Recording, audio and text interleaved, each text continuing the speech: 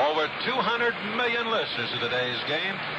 This game is about ready to start, and it'll give me a great deal of pleasure to turn this over to a fellow that's really a pro behind this mic. He's been doing the games for the St. Louis Cardinals since 1946, and I always enjoy listening to him. I get him quite a bit at my home in Louisville, Kentucky. None other than Harry Caray. Come on in, Harry. Thank you very much, Pee Wee. All set to play baseball here.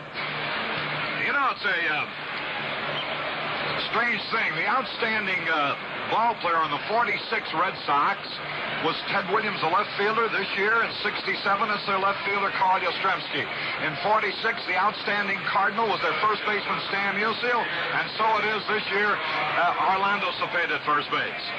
Let's pause here, 10 seconds now for station identification. Saratoga, the authentic Vichy behind the yellow label. The only mixer we know of that people built a city just to be near. Bill Edmondson here twice a day, 7 in the morning and 1 in the afternoon. Here on WGY, WGFM, Schenectady. The Red Sox, need I tell you, have just taken the field. Dalton Jones at third base. Rico Petrocelli at shortstop. Jerry Adair at second base. George Scott at first base. Rolling the practice ball around. Jose Santiago kicking at the rubber as he gets ready to make his first practice pitch to Russ Gibson behind the plate. In left field is Karl Yastrzemski. In center field is Reggie Smith. And in right field is Ken Harrelson. You know, a year ago they said that Jerry Adair talked his way out of a share of the World Series. Remember then, he was with the Baltimore Orioles. He said to them, in effect, either play me or trade me. They traded him. Baltimore went on and won the American League pennant, won the World Series. Adair was not there to get any share of it. But this year he winds up with the team that is in the World Series, playing second base for the Boston Red Sox. Lou Brock ready to lead off. A first ball hitter. He stole 52 bases during the season. You know, every one of the 9 St. Louis starters has had World Series experience. None of the 9 Red Sox starters today have ever figured in a World Series. So let's see if experience really makes any difference in a short series. It'll be Brock, Flood, and Maris coming up in the first inning for the St. Louis Cardinals. The Cardinals won their pennant handily by 10.5 games over the second-place Giants. The Red Sox are one of the most memorable, most dramatic finishes in any league's history, and certainly the American League's. Won on the final day by 1 game over the Detroit Tigers. The 1967 World Series is about to start. Lou Brock has stepped into the batter's box. The commissioner of baseball, William Eckert, has already thrown out the first ball. They're playing Brock, I notice, Yastrzemski far over towards center field. They give him the left field corner. I imagine with that short left field fence, they'll play practically all hitters that way. Jose Santiago from Puerto Rico into the windup. The World Series is underway. The first pitch swung, and he missed the curveball, strike 1. So Lou Brock, a first ball hitter, did go after the first pitch. A breaking ball, and he swung and he missed. And so it's 1 strike, no ball. Santiago's pitch. It's a fastball high and outside. John Stevens of the American League behind the plate. The count evens up. 1 ball, 1 strike.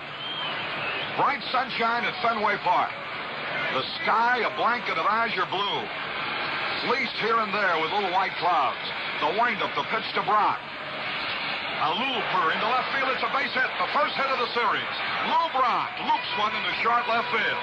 And Lou made up his mind to go the opposite way and succeeded against Jose Santiago. So Lou Brock is on. And here's Curt Flood. Pee Wee, this fella loves to hit the ball to the opposite field. And he, like you did, had to work hard at mastering that knack. Well, I'm anxious to see Lou Brock at first base. They say he likes to go and he'll run right away. So better watch him. Let's see if he will. The stretch. There he goes. Very first pitch. There's the throw. He is. Saved. He stole it. And boy, I'll say this Gibson got the ball away in a hurry, and his throw was there, but Lou Brock just simply outran it. And Lou Brock has started the ball game in typical Cardinal fashion. He singles to left field, and on the first pitch, he steals second. This will give you a little bit of an idea about the abandon with which the Cardinals play baseball. There might be pressure in the World Series, but you wouldn't know it. This is the way Brock played all day long. In the very first pitch, usually he'd go, and he did again. Here's Flood now, a man on second base and nobody on. Flood, who likes to hit the ball to the opposite field. The stretch by Santiago. The count is ball one, the pitch. He did try to hit the right field, and he sliced the foul back to the screen, and it evens it up with a ball and a strike. The sun is so bright that it's difficult to determine the ball and strike count on the board because the lights actually don't show as a result of the bright sunshine. 1 ball, 1 strike. Fenway Park, a mass of humanity. Whatever you can possibly jam into a ballpark this size, they've got here. 1 ball, 1 strike, Curt Flood the hitter. Brock, who very rarely tries to steal third, by the way. The stretch, the pitch to Flood by Santiago. Here it is. He was going to bunt it. It hit the bat. It did. He meant to hold up. The pitch was high, a bad ball. And he tried to pull back, but it hit the bat for a strike 2 on a foul tip that he did not mean to do. 2 strikes in the ball. Flood in the hole. Roger Maris will be next. With Brock at second base, barring a line drive double play, it means that Flood, Maris, and Cepeda will have a shot at driving in the run. Curt Flood straddles the plate. He hit .335, had a banner year. 5 homers and 50 RBI. Here's the stretch. The pitch to the right-handed batter. And there's a dare going behind the bag of the pitch. Curveball. Strike 3 call. There is a big out. Flood unable to advance. Brock was fooled on a curveball. And there's 1 away. Here's Roger Maris, no stranger to Fenway Park. Veteran of some years in the American League. 9 homers during the regular season, 55 runs batted in. He hit .261. His average is not indicative of his worth. He was one of the key members of the Cardinals. Many a game-winning hit, especially early in the season when the pennant was in contention. So, Brock at second base with 1 out, the stretch by Santiago. From the belt, the pitch. Maris takes a fastball high. 1 ball, no strikes.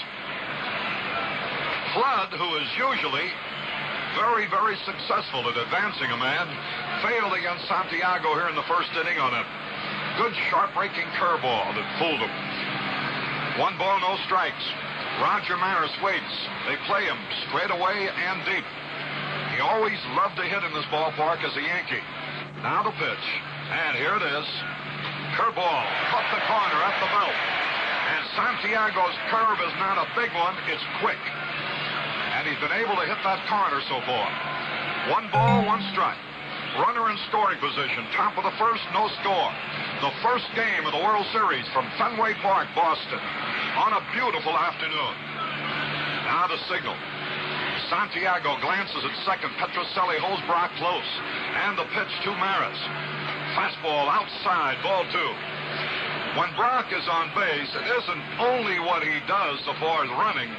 It's the distraction that he affords to the pitcher and what he does to the infield. For example, Petrocelli and Adair have been taking turns. Actually, they've been out of position as a result.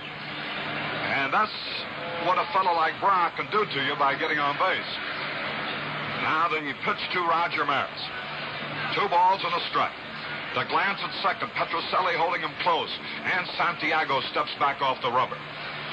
The breeze, the wind is not any factor today. Here's the stretch. The pitch. And he takes outside and high. And the count, ball 3. 3 balls and a strike. Brock faked as if to make a delayed attempt to steal, and Gibson was ready to fire. Gibson, the catcher of the Red Sox. 3 balls and a strike. Joe Schultz coaching at third base for the Cardinals. He controls the hitter-take sign to Maris. Dick Sisler coaching at first base. Here's Santiago getting ready. Brock a lead at second base. There's the glance back. And the pitch. He walked in ball 4. And so, the Cardinals candidate for the National League's most valuable player, who had himself a banner year with 111 runs batted in, 25 homers, hit .325, Orlando Cepeda comes up to face his friend from Puerto Rico, but right now, baseball enemy. Orlando digging in. Stands deep. Runners are at first and second, one out. Cepeda is a double play possibility because he doesn't get away from the plate well, although he has good straightaway speed once he gets started. The reason that he's a double play possibility is because he hits the ball so sharply. There's the stretch. From the belt to pitch. It's a fastball inside. 1 ball, no strikes. Runners at first and second. In the National League, the opposition tried to jam Cepeda. Fastballs in on his fist. 1 ball, no strikes. Runners at first and second. Orlando waiting. Santiago glances back. Here's the pitch. Inside, ball 2. McCarver waiting to hit next. And Santiago having trouble. We're in the top of the first inning with no score. Runners are at first and second with 1 out. Orlando Cepeda digging in. Jose Santiago, who had a fine season, winning 12, losing 4 for the Red Sox. Stockily built right-hander. 2 balls and nothing. Runners at first and second. Now the signal. The glance back. Maris a long lead at first base. And the pitch to Cepeda. He steps back off the rubber. Brock continues to dance around at second base. Now Cepeda digs in. The stretch from the belt. Adair jockeying around. The pitch swung. High pop foul back. Out of play. Into the stands. Gibson chases it, but no chance. The ball into the stands on the first base side. So the count 2 balls and a strike. With 2 balls, no strikes, Santiago threw a fastball. Jammed Cepeda with it, and he got around late. The count 2 balls and a strike. The outfield, deep everywhere. Cepeda the hitter. Maris at first base. Scott doesn't hold him on. Plays deep. Brock at second base. Petrocelli and Adair have been doing an excellent job of holding him close. 2 balls, 1 strike. There's Petrocelli behind Brock. The pitch. Swung, and he fouled it back to the screen. He had a good cut. He was trying to go to the opposite field. That evens it up. And so it's 2 balls, 2 strikes.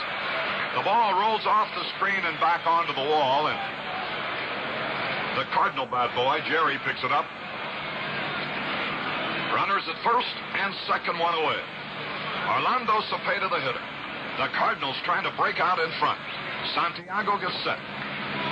The 2-2 pitch. Here's a big one. Curveball high and outside. Barely missed with it. And the crowd groaned on that one. 3 balls, 2 strikes. Cepeda, as the pitch passed the plate, quickly looked back over his shoulder. I don't think he was too sure which way it would be called. 3 balls, 2 strikes, and let's see if the runners break. There's only 1 out. Cepeda waiting. Brock a lead. Maris is at first. There's the stretch. The hesitation. The whirl and throw to second. Brock is back safely. Adair took the throw. 3 balls, 2 strikes. All year long, the Cardinals run in this situation. And let's see what they'll do in the World Series. There's only 1 away.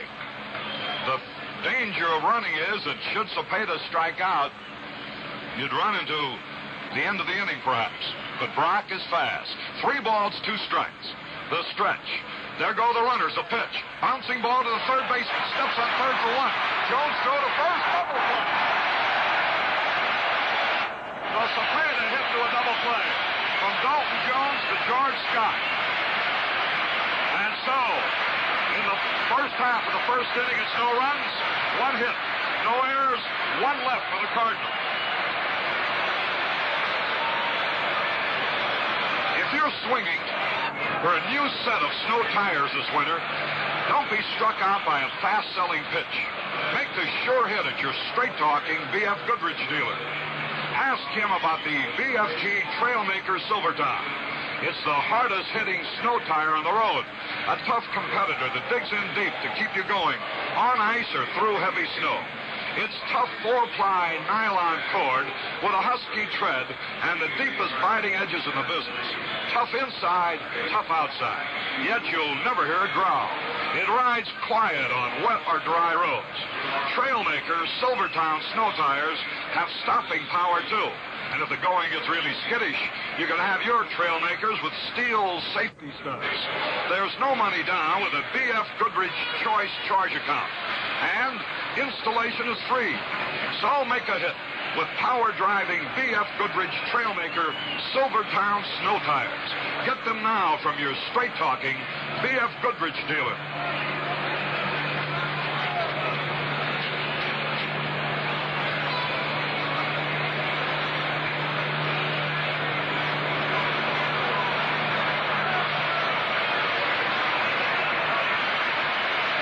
Pee-wee, a threat for the Cardinals, but no score. Now let's see what the Red Sox will do. Well, Harry, Santiago could have gotten himself in the jam right there. He had runners on first and second and one out, but he got out of it. Let's see what happens to Bob Gibson. Jerry Adair, right-handed batter. First pitch, he swings, and he misses strike one. Adair hit .273. 3 homers and 35 runs batted in. Jerry's been around the American League a little bit with Baltimore, the White Sox, now Boston. The pitch is a fastball, low and outside. Gibson, a fastball pitcher. And a good slider. There are days when his breaking ball is very, very effective. In other days, it might hang. Here's a pitch on the way. And it's a fastball high. 2 balls and a strike on Jerry Adair. Eddie Popowski coaching at third base. Bobby Doerr at first base.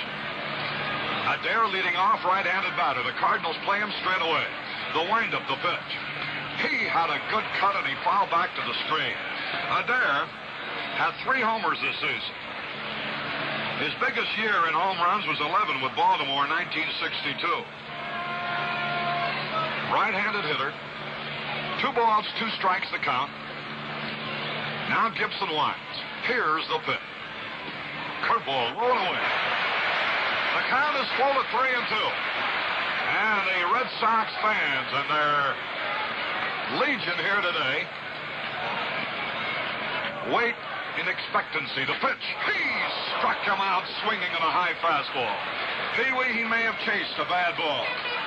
Well, I guess with a fellow like Bob Gibson, he pitches a lot of high fastballs, and not too many pitchers can get away with that. But you don't want to take that third strike, and Adair went down swinging. There's one away, and here is Dalton Jones, who started the inning double play for the Red Sox in the first. Here's the pitch to the left-hand hitter, and it's high and outside. Dalton Jones, a line drive hitter, pops that ball to all fields. He hit .289. 3 homers, 25 runs batted in. Straddles the plate, Gibson's pitch. It's a fastball, a little bit low, and Gibson wasn't happy about that call. 2 balls, no strikes. 1 out and nobody on, and Carl Yastrzemski will be up there next. The Cardinals' strategy, if you call it that, 2 balls, no strikes, the pitch. He swings late at a fastball. The Cardinals hope to be able to keep Adair and Jones off base, so when Yastrzemski comes up, the bases will be empty. They figure he's going to get his hits. Here's the delivery. Swung and missed a curveball. And the count evens at 2 balls, 2 strikes. So far, it's only a few pitches, but Gibson is overpowering. 2 balls, 2 strikes. Jones waits. The windup. The pitch. He struck him out swinging. Dalton Jones goes down swinging. And listen to the hand and how richly earned for Carl Yastrzemski.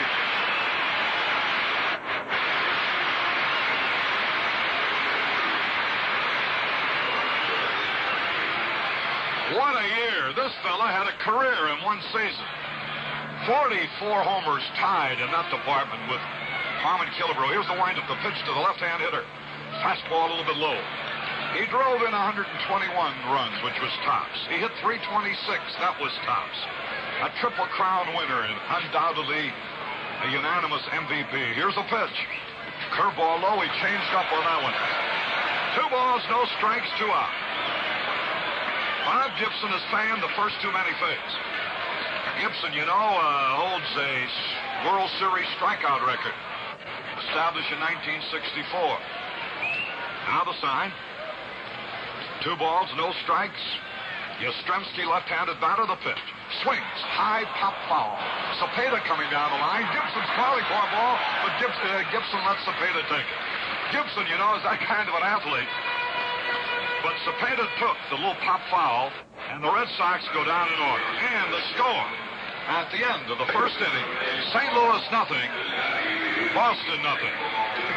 Hello, this is Petula Clark for Plymouth 68. And the beat goes on. Yes, the beat goes on. Last year, over 250,000 owners of other low-price cars were won over to Plymouth. It started a movement, a momentum, a beat. And the beat goes on. Styles have come and surely styles will go. But Plymouth beauty is not a fad, you know. No. Beauty's got what you've been looking for. It delivers looks and so much more. And the beat goes on. Yes, the beat goes on. The Plymouth, when you overbeat, goes on.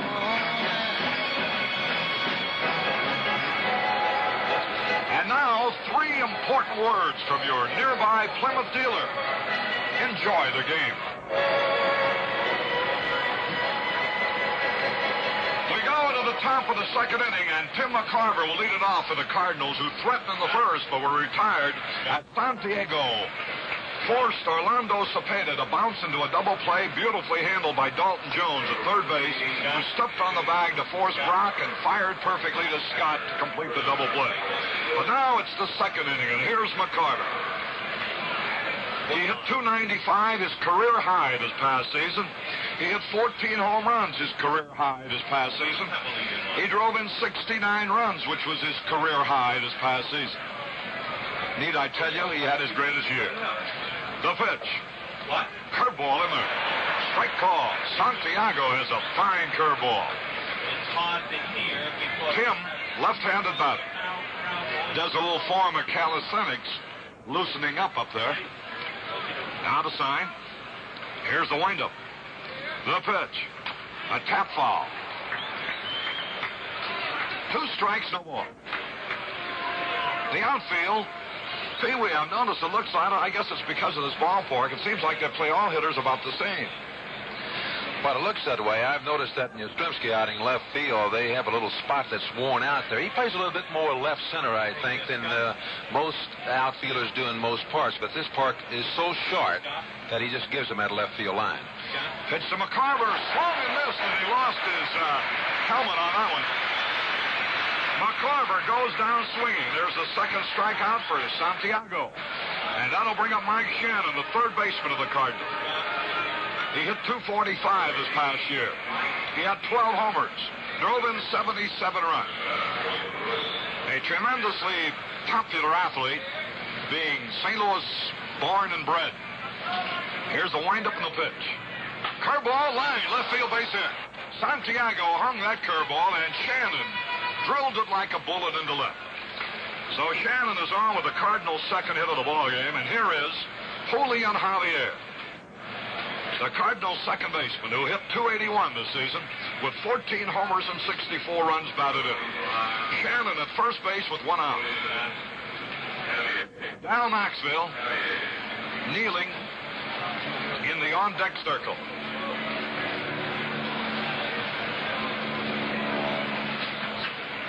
Now the signal from the stretch.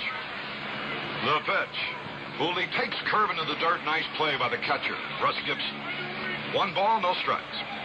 1 out, 1 on. No score, second inning, first game of the World Series. Beautiful afternoon.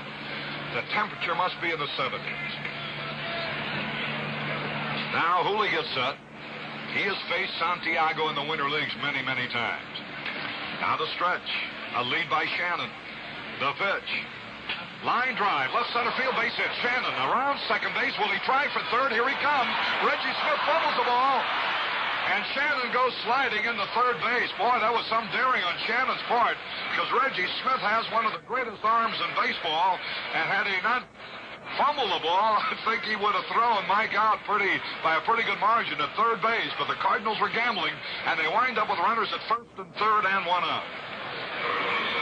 Harry, I'm kind of sorry to see Reggie Smith fumble that ball, because I was telling you last night, if we get an opportunity This Reggie Smith has one of the finest arms you'll ever see, and you said finer than Carl, the old outfielder for the Dodgers, right fielder. I believe he does have Harry, and he would have had a shot at Mike Shannon and at third base. This is what this Cardinals have done all year. They've taken that gamble. So it's runners at first and third. Let's watch the Red Sox infield. They play halfway around short and second. Down Maxfield, the batter. He hit .227. Had a lot of timely hits. Drove in 41 runs with one homer, that inside the park. They're stretched the pitch. Maxfield takes curve outside. Now Javier has better than average speed. Very fast at first base. Shannon's at third base. The infield, Scott holding the runner on at first. Dalton Jones is just a step behind the bag at third. Petrocelli and Adair are halfway at short and second. The outfield's playing with Yastrzemski towards left center. A lot of line drives at most ballparks. With the extra bases to left center will be easy outs in this ballpark. Runners at first and third. The Cardinals threatening for the second straight inning. Here's Santiago getting set. The stretch. The pitch to Maxfield. Ooh, he undressed him on that one. There was one right under his chin. That's what you call a major league brushback. And Maxfield, his helmet went one way, his bat went another way, and his body went still a third. And I'm glad his body went in the direction it did, because that way he avoided the pitch. So the count, 2 balls, no strikes. Runners at first and third. Maxfield likes to hit the run, especially with Javier at first base, which he is now. Shannon's at third. 2 balls, no strikes. The stretch. Javier lead. The pitch. Curve outside. And it's ball 3. Now the pitcher, Bob Gibson, will be coming up next. There's no score in this ball game. We're in the top of the second inning. Runners are at first and third with 1 out. Pee-wee?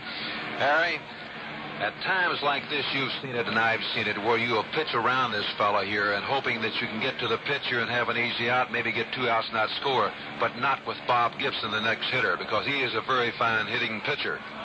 Here's a pitch. He walked him, ball 4, and the bases are loaded. So Maxfield has drawn the base on balls, and Bob Gibson, who has bemoaned the fact, Pee-wee, that this has been his poorest season batting in his career.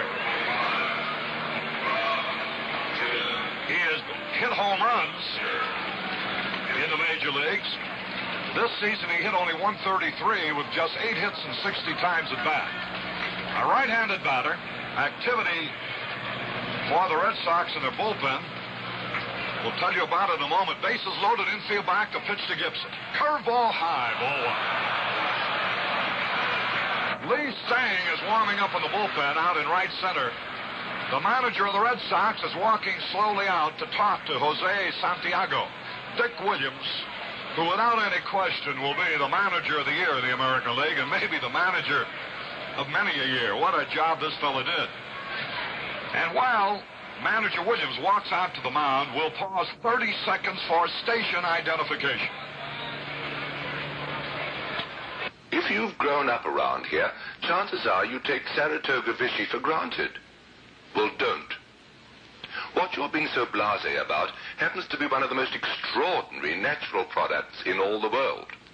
People send for it from all over, both for its curious taste and for that remarkably long-lived carbonation the Vichy people are always talking about. Saratoga Vichy, the only mixer we know of that people built a city just to be near. Bob Gibson, low and outside. Ball 2. This inning started with McCarver striking out. Shannon lined to single to left. Javier looped to single to center.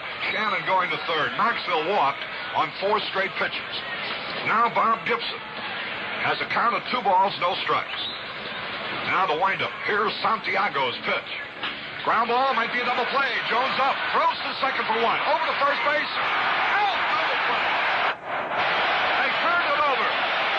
Dalton Jones for the second inning in a row. The double play goes from Jones to Adair to Scott. And so the Cardinals fail to score. It's no runs, 2 hits, no errors, and 2 left. And the score at the end of an inning and a half, St. Louis nothing, Boston nothing. Your new Technocrat razor gives a very nice shave.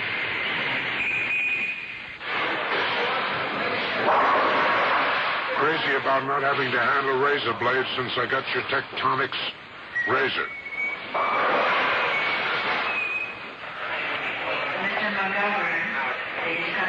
I like the light feel of your Technotic razor. Curiously smooth shave this morning with your Technotonic razor. Did you know a guy could flip that lever for a new edge right in the middle of a shave with this Technochrome razor of yours?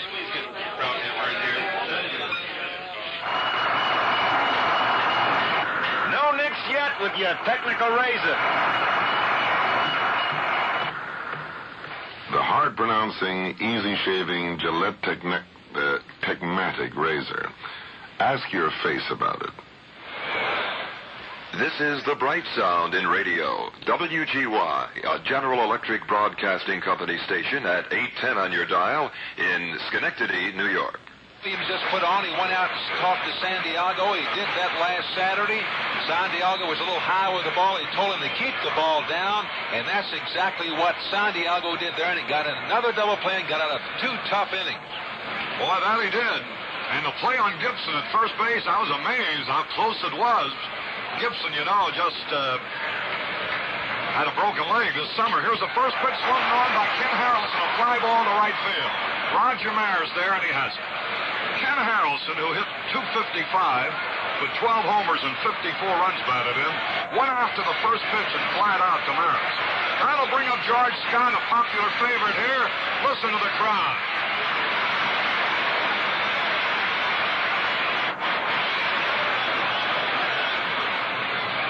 Scott hit .303 with 19 homers. This is WGY, a General Electric Broadcasting Company station. Drove in 82 runs, batted .303, 19 home runs, and a great defensive first baseman. This fellow's got a short left field fence. Here's the pitch. Line drive, base hit. Left center field, Brock going over. There's Scott rounding first, holds up there. And there's the first Red Sox hit. A line single to left center by George Scott.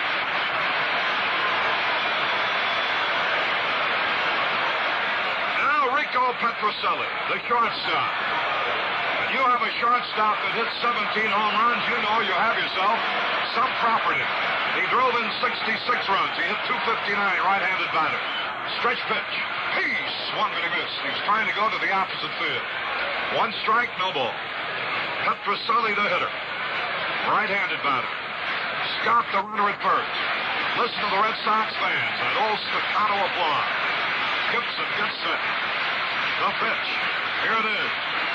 He swung and he missed. Strike 2. Petrocelli had a good cut that time. We're in the second inning. No score. With 1 out, Scott is single to left center. And Petrocelli is the batter. That was the first hit for the Red Sox. Now to stretch. The pitch high. And Gibson has plenty of smoke.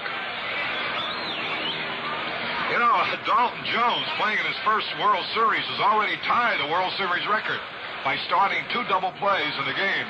That's a record for a third baseman. Sometimes it doesn't take you long to get into that record book in World Series competition, and sometimes some great stars never even played in a World Series. 1 out, a runner at first. Petrocelli, 2 strikes and a ball. Gibson's pitch. He struck him out swinging. And there's the 3rd strike. Reggie Smith, the center fielder. He stole 17 bases. He hit .246. He had 15 homers, 61 runs batted in. Switch hitter. Batting left-handed against Bob Gibson. I see Flood is playing him towards left field. They don't play him to pull. In fact, Flood is looking towards Roger Maris for guidance as he moves towards left field, out of his center field position. Reggie swings and misses a fastball. He had a good cut.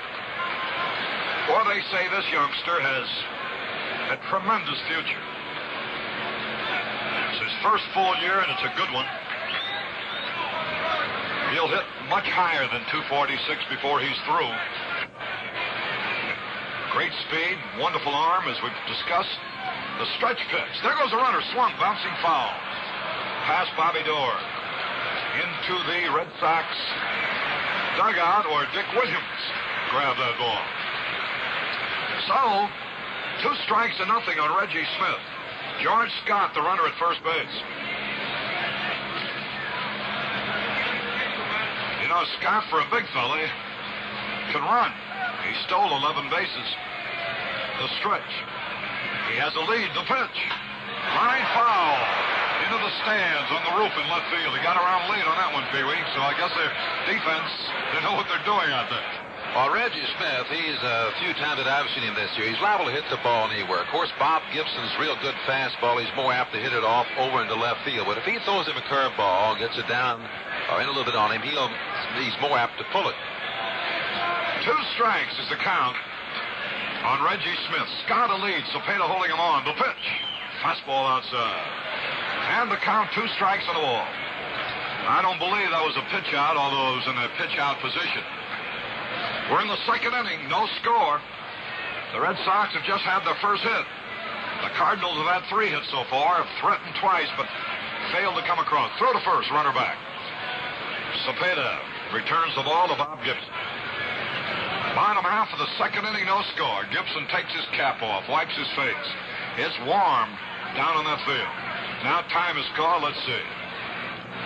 Pee-wee, I wonder if they're getting an admission price out of those fans who are draped around that sign out in center field, outside the ballpark. Well, of course, latter part of the season, they've been up there. We even had a couple of them on the scoreboard out in right field. Of course, they finally chased them off because this is right inside of the ballpark. But they've been trying to get into this ballpark, and, of course, it's standing room only, and that's a nice place to be out there. You know, we have the delay now is because one of the fans is on the top of the Green Monster right next to the foul pole, and they're trying to get him down. So, with a small ballpark here at Fenway, fans are using every devious means of witnessing this spectacle, even to the point of taking their life in jeopardy, as it were, by hanging off signs that are extended some 100 feet above the ground. Reggie Smith is the hitter. 2 strikes and a ball to count. We're in the bottom of the second, no score. The runner at first base, George Scott. Gibson's pitch. Here it is. Swung, a high pop foul back, and Pee-wee Reese, I thought, might have a put out, but over his head and onto the roof. Harry, what's your record this year on foul ball? I've been ducking him all this year, Harry. What's your record with that little basket of yours? That net of mine was in a slump all season long. I think it caught 5 this year. Here's the stretch. And the pitch. There goes the runner. Swung, and he struck him out. Reggie Smith becomes the 4th strikeout victim for Bob Gibson, who has fanned 2 in each of the first 2 innings. No runs, 1 hit. No errors, 1 left. The score at the end of the second inning, St. Louis nothing, Boston nothing.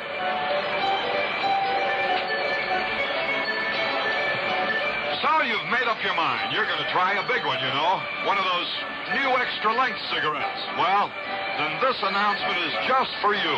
If you want a long one, be sure you get the one taste worth making longer.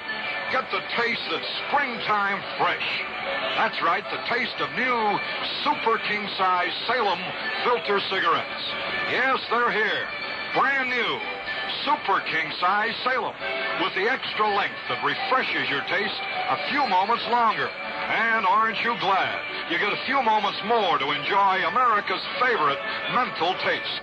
The freshest taste in smoking, now extended just a few moments longer.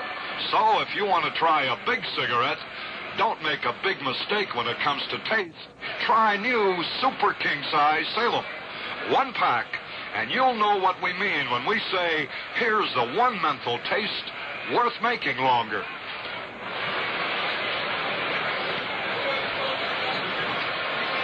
We go into the top of the third. No score. Pee-wee, I'm wondering if this is one of those ball games where one team keeps knocking at the door and never quite arrives, and then the other team suddenly slips in and it's all over. Well, both these clubs, Harry, they have pretty good power, and of course there are two pretty good pitchers working out there right now. Santiago, if he can keep the ball down, as you noticed a while ago, he does not have a big curveball, but he has a real quick breaking slider. He keeps the ball down, he's pretty tough. And of course, everybody knows that Bob Gibson's tough, so it could be a low-scoring ball game, but maybe they're kind of fencing here and just feeling each other out. We go to the top of the third, and as we do, it'll be the top of the batting order again for the Cardinals. The Redbirds, by the way, have won the series opener only twice, in 1934 and in 1964.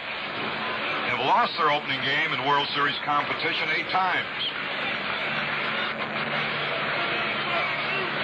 Now, the Cardinals have won more World Series, 7 in 10 tries, than any Major League club except the Yankees, who won 20 out of 29. Here's Lou Brock. He opened the ball game with a base hit and stole second, but did not score in that first inning. We're in the top of the third, Santiago's first pitch. Brock swings. High fly ball, deep left field. If it stays fair, let's see.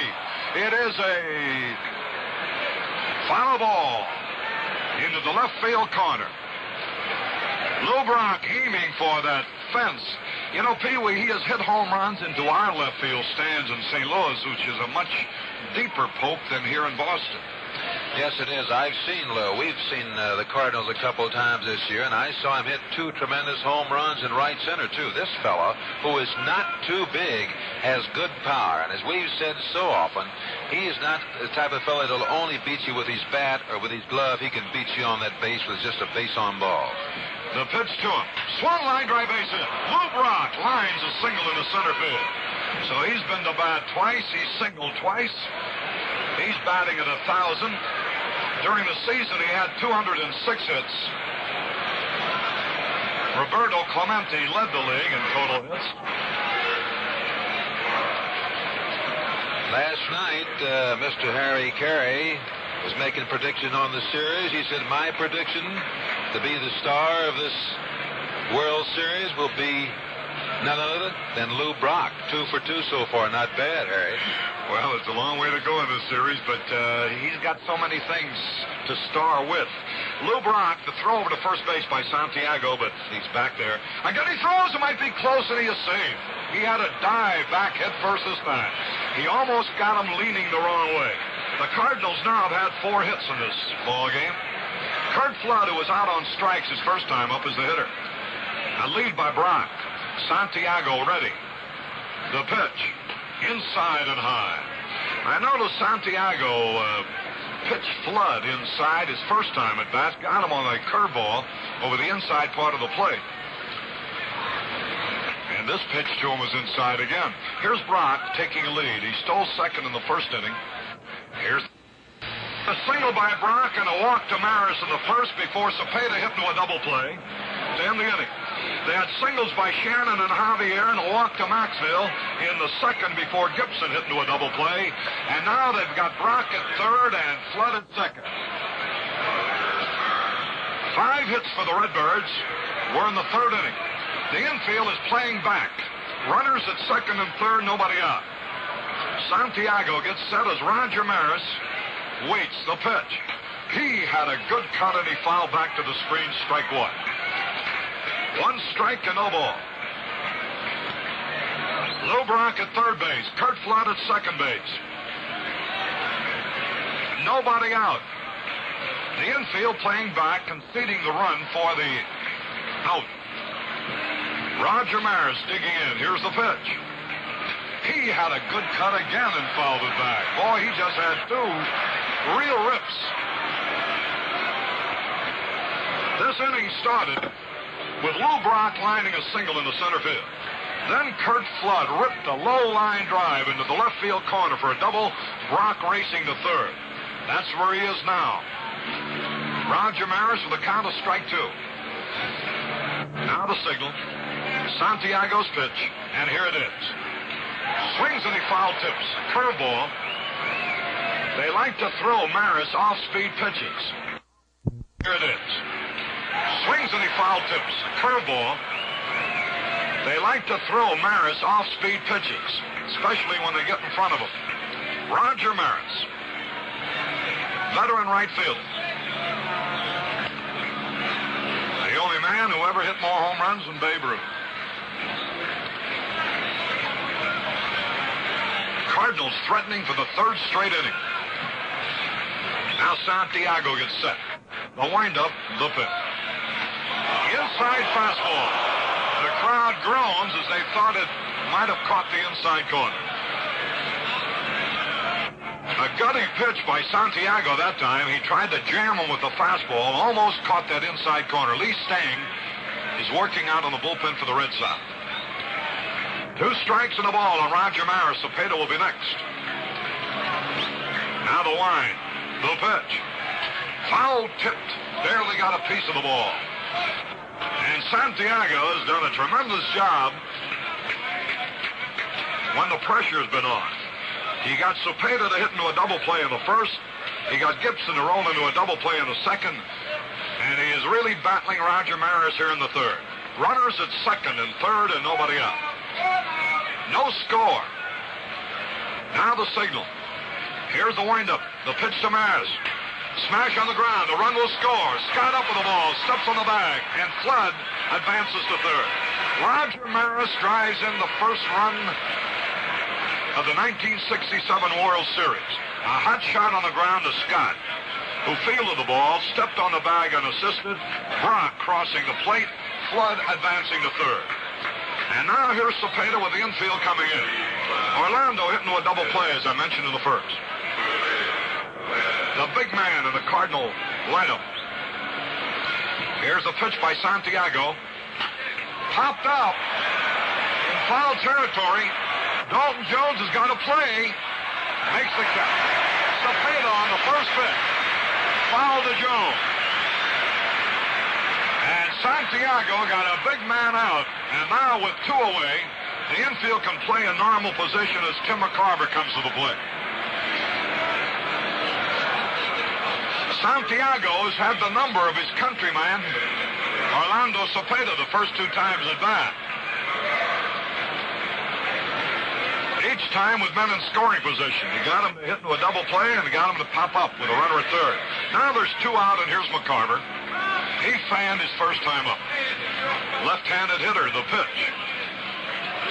Curve of beauty hit that outside corner to the east. 1 strike and no ball. Jam-packed ballpark in Boston. First game of the World Series, the Cardinals are out in front 1-0. Now Santiago is set. Here's the pitch. Outside. That evens it. A ball and a strike. Flood was way down the third baseline, and Gibson, the catcher, took a look at him. Tim McCarver. Left-handed batter. Cardinal catcher. Drove in 69 runs during the season. Here's the pitch. Barely missed the outside corner. McCarver wants a squeeze of that rosin bag. In the 1964 World Series, in the pivotal 5th game, after Tommy Tresh, with 2 out and a man on in the bottom of the 9th, had hit a homer to tie up Gibson 2-2. It was McCarver in the 10th who hit the 3-run homer to win the ball game 5-2. And, of course, that was perhaps the key game of the series. Here's a pitch. High. A fastball, ball 3. 3 balls and a strike. Shannon will be up there next. McCarver takes a look at Joe Schultz coaching third. For the hit or take. With a count, 3 balls, 1 strike. Time is called just as Santiago started his wind-up. 1-0 St. Louis, top of the third. The Redbirds have had 5 hits. The Red Sox have had 1. Here's the pitch. Ball 4. He walked him. That is the 3rd pass given up by Santiago. He has certainly been in a lot of trouble, Pee-wee, and still trails only 1-0. Yes, he certainly has. He hasn't had his real good control. Of course, with a ball club like the Cardinals, you have to pitch him a little bit carefully. I believe that he did not want McCarver to hit that pitch. He wanted to pitch around him and pitch to Mike Shannon. Of course, Shannon has 1-for-1 today, but I believe he would rather pitch to Shannon. He had McCarver. All right, here's Mike Shannon. Runners at first and third, 2 out. Cardinals lead 1-0. The pitch. Popped it up on the infield. He fooled him with a curveball, and Adair will field this one. He does. Shannon pops it to Adair. 2 hits, no errors, 2 left. And the score at the end of 2.5 innings is now St. Louis 1, Boston nothing. The guy who can come in off the bench and pinch hit for real power, well, he's the kind of insurance every manager likes to have. We mention this because all you grandstand managers are going to need some pinch-hitting power real soon. With winter just around the corner, you'll probably be changing the lineup on your car and calling in a set of new snow tires. So why not get yourself the toughest pinch hitters in the entire Winter League, B.F. Goodrich Trailmakers Silvertown Snow Tires. They'll come in cold and hit for power through the heaviest snow. They'll come right down to grips with ice, take off smooth in the most skittish places. They're built with new, customized nylon core, so they can take the pounding for a long winter season and come back next year for more. And if you wish, they can be equipped with steel safety studs.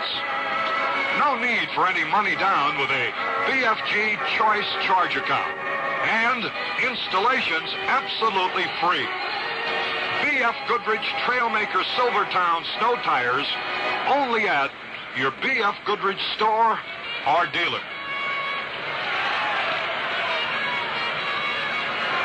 Well, so far it's been Bob Gibson and the Cardinals. The St. Louis Cardinals have 1 run on 5 hits. The Boston club has not done too much with Gibson. They have no runs on 1 hit. The first hitter for the Boston Red Sox will be the catcher, Russ Gibson. Harry Caray. All right, Pee Wee Gibson, who hit 203 with 1 homer, 15 runs batted in during the season.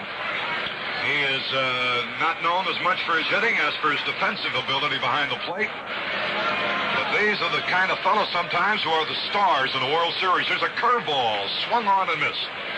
Gibson has fanned 4. He's allowed 1 hit. He hasn't walked anybody. He leads 1-0. We're in the bottom of the 3rd. Now the pitch. He swings at a curve and he misses it. 2 strikes. No ball. Russ Gibson. He's been in the Red Sox organization. Up and down. Here's the pitch. Curveball outside. Been with the Red Sox since 1957. Last year he's at Toronto. Now the pitch to him. He struck him out. Gibson becomes Gibson's. Russ Gibson becomes Bob Gibson's 5th strikeout victim. And in fact, that's 3 strikeouts in a row for Gibson. After Scott singled in the 2nd, he fanned Petrocelli and Reggie Smith. Now he opens the 3rd, striking out Russ Gibson. Here's Jose Santiago, right-handed batter.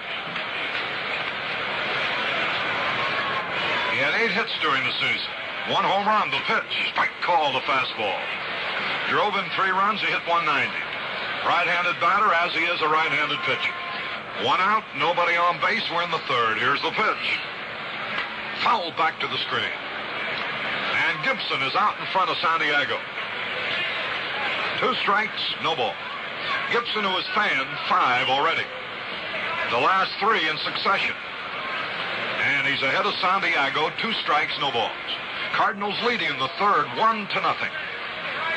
Now the line, the pitch. Swung late, foul back. Into the press box, almost got Bob Addy. The Washington sports writer and Neil Russo of the St. Louis Post-Dispatch. They didn't show me too much courage on that one, Pee Wee. Don't blame him. Discretion's a better part of valor anyhow. Here's a pitch swung. There's a drive. Way back. It might be out of here. It could be. And there's a home run.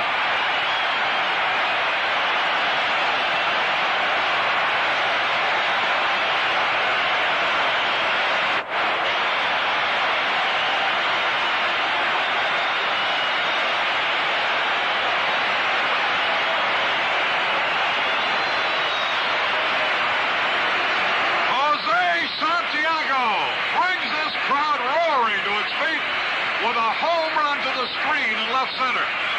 With a count of 2 strikes and no balls, and Bob Gibson is a little put on it himself. Here now is Jerry Adair, the pitch. Swung, foul back, out of play. Anybody who swings that bat is dangerous. And Santiago just proved that. He was in the hole, 2 strikes and nothing. He's the pitcher.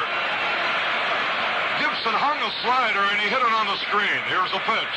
Adair takes a curve, strike 2. This game is tied. The Red Sox, with 1 swing of Santiago's bat, have equalized. Here's a pitch low. What the Cardinals have done with 5 hits and 3 walks. So the Cardinals have had 8 men on base and have scored 1 run, and Santiago, the pitcher, swung his bat once and tied it up. Jerry Adair. Here's the pitch. He struck him out swinging. The 6th strikeout for Bob Gibson. Here's Dalton Jones, who fanned his first time up.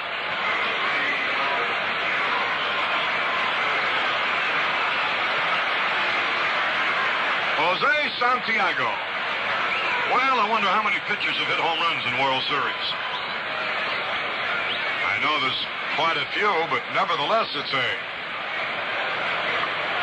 most honorable distinction for a pitcher who remembers a base hit anytime. A home run in the World Series. Jose will be talking about that one for the rest of his life. Here's the pitch to Dalton Jones. Swung and foul back. 1 strike, no ball. I imagine Bob Gibson will be talking about it, too. With no balls and 2 strikes on him, he does not make that mistake too often, especially to a pitcher. He probably got a little careless. 1 strike, no balls. The pitch, and it's a little bit low. Mudcat Grant of the Twins was the last pitcher to hit a home run in the World Series back in 2 years ago, 1965. Now to wind, the pitch. Fouled it back to the screen. 2 strikes and a ball on left-hand hitting Dalton Jones. Bob Gibson, who is fan 6. He's allowed 2 hits, but one of them a home run by Jose Santiago. Now the signal. Waiting.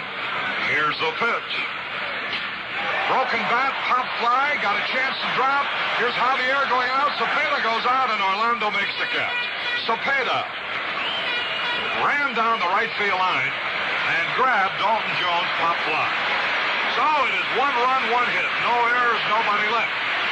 And the score at the end of 3 innings. Hello, this is Petula Clark for Plymouth 68. And the beat goes on. Yes, the beat goes on. Last year, over 250,000 owners of other low-price cars were won over to Plymouth. It started a movement, a momentum, a beat. And the beat goes on at your Plymouth dealers. Styles have come and surely styles will go. But Plymouth Beauty is not a fad, you know. No. Plymouth Beauty does go on and on, as does your Plymouth dealer's great deals. See him now. He'll show you how last year's success cars are even more beautiful for 68. And the beat goes on. Yes, the beat goes on. The Plymouth, when you over, beat goes on. And now, 3 important words from your nearby Plymouth dealer. Enjoy the game. Brand new ball game, Pee-wee. We go into the top of the 4th. All tied up, 1-1. And Julian Javier, who singled his first time up, will lead it off for the Cardinals. The pitcher, Santiago, with 2 strikes, no balls, homered to the left center field screen. The pitch to Juli. Swung, ground ball, up the middle, into center, base hit. Petrocelli dove for the ball, but couldn't reach it. So Javier, like Brock now, has had 2 hits. This is the 3rd time, the 3rd inning out of the 4 played that the Cardinals leadoff man has hit safely. Here's Dal Maxville. Now here's a situation where Maxville likes to hit and run. With Javier on at first base and nobody out. The pitcher, Bob Gibson, will be up there next. Let's see how the Cardinals play it here. Javier leads the stretch by Santiago. Here's the pitch. Swung, trying to hit the right and fouled back and out of play. 1 strike, no ball. Beautiful afternoon at Fenway Park in Boston. A capacity crowd, of course. And seeing a good ball game, tied up 1-1. Bob Gibson against Santiago. Jim Lonborg will pitch tomorrow for the Red Sox against Dick Hughes for the Cardinals. Throw to first, the runner back. Javier, good speed, as I believe I mentioned before. Maxwell likes to hit the ball to the opposite field. The stretch, the pitch. Curveball low. So it's a ball and a strike on the right-hand hitting shortstop of the Cardinals, Dal Maxwell, who has a degree in electrical engineering from Washington University. Now the sign. Javier lead. Might go. There he goes. The pitch swung, a high bouncing ball towards second. And there's only play is to first base, and he gets him. But Javier has advanced to second base. Maxwell, with the hit and run on, bounced a high chopper over the pitcher's head. Adair's only play was to first base, and then he just barely got Maxwell, and there's one away. Bob Gibson steps up. He hit into a double play with the bases loaded in the second. The Cardinals now have had 6 hits, scored 1 run. They've had runners at first and second with 1 out and failed to score, and the bases loaded with 1 out, failed to score. Here's a pitch to Gibson, swung hard and missed. Had runners at second and third with nobody out in the third and got only 1 run. So they've had a lot of opportunities. Bob Gibson, for a pitcher, not a bad hitter. Javier, a long lead at second base. Here's the pitch. Gibson swings and pulls it foul. Right. Jesse Bush, the owner of the Cardinals, almost grabbed that one, hit them right in front of him.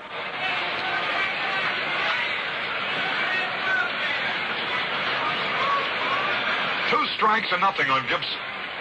Santiago, a big number 30 on the back of his uniform. Gibson's number is 45.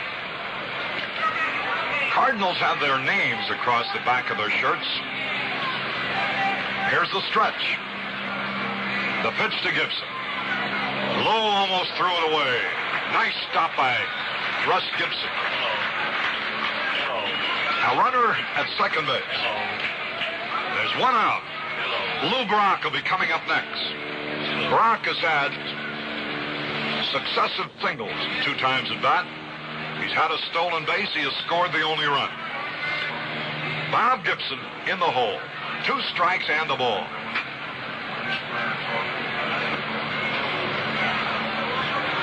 Now the glance back. Julio lead the pitch.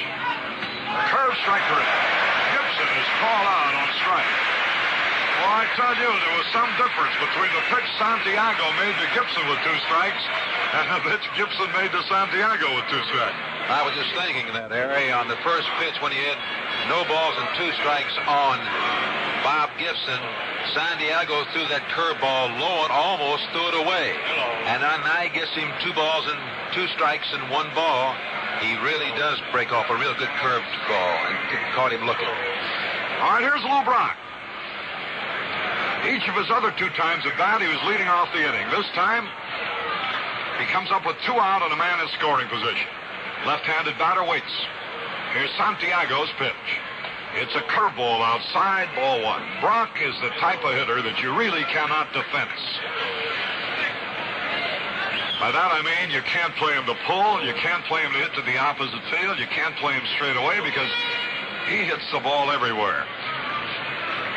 He can hit home runs down the left field line as well as down the right field line. His power alleys are left center and right center. He can bunt.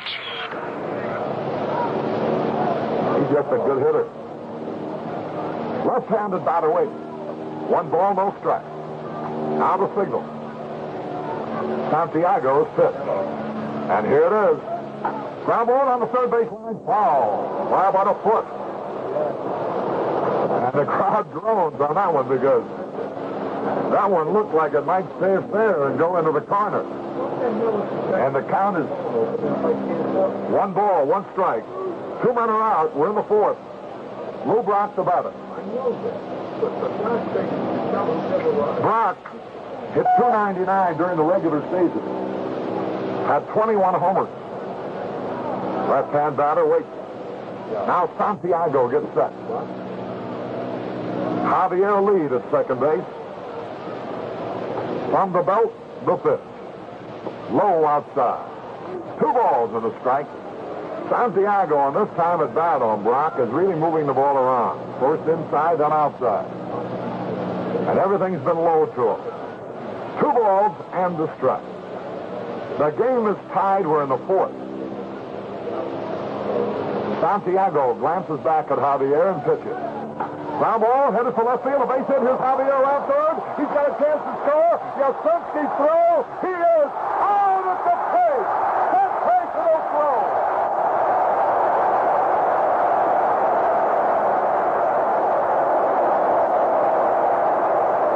Carl Yastrzemski charged the base hit like an infielder. Picked the ball up on the run. Fired a strike all the way on the fly to Gibson and threw out Javier trying to score. And it's no run, 2 hits, no errors, 1 left. What a ball player. And the score at the end of 3.5 innings remain. The Cardinals won and Boston won.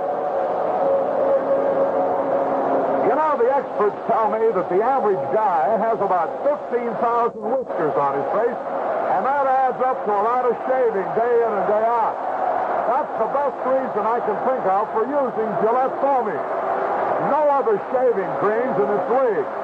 Gillette Foamy is as rich and thick and moist and full of lather as your beard has ever come up against, and there's a mountain of shaving comfort in every can. No wonder it's the #1 choice among men. So remember, nobody makes a lather like Foamy. Nobody makes a lather like Gillette. Flair. Let you write the way you feel. Flair can write angry. Flair can write happy. Flair. Very, very small. Or 10 feet tall. Flair is different. No ballpoint. No pen point. Flair has a smooth nylon tip that stays firm, stays sharp. Flair. By Paper Mate. Carl Yastrzemski getting a great hand. It's the first pitch, a 1-hop to Javier, who throws him out at first base. And there's 1 gone here in the bottom of the 4th. See, only a professional who's been through it all and been down on the field and in that gray and white uniform in these kind of games, I guess could really appreciate, all of the fans did too, the ability necessary to make the kind of a throw that Yastrzemski did. And I know you want to comment on it, but first, here is Ken Harrelson taking a curveball for a strike. Well, I've seen Yastrzemski do that so many times this year. He'll go to his right and make a rifle throw to second base. He really did charge that ball. And it's remarkable how well he throws it now. That play was a tough bounce when he picked the ball up, Harry.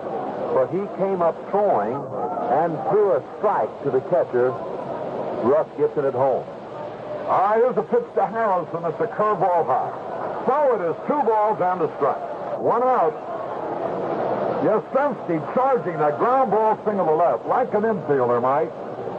At full speed, picking it up and firing all in one motion. And what a strike. They had Javier at the plate, quite obviously. Here's a pitch to Harrelson. Swung on, popped up. Right center. Javier backing out. Now is coming in. Flood calls for the ball and makes the catch. Harrelson popped to Flood in short right center. Here's George Scott, who got the first hit. You know, the Cardinals have had 7 hits and 3 bases on balls already in 4 innings and have scored only 1 run. It's almost unbelievable. Here's Scott.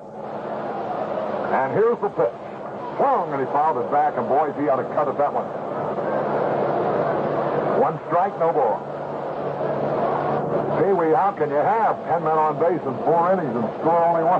That's what I was thinking. It seems like this score should be about 5-1 in favor of the Cardinals. But here it is, 1-1. We're in the bottom half of the 4th inning.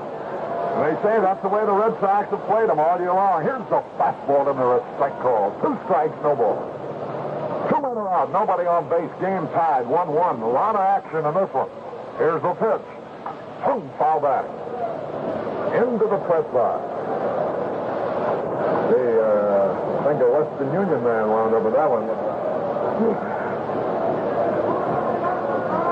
2 strikes, no balls. George Scott, the hitter.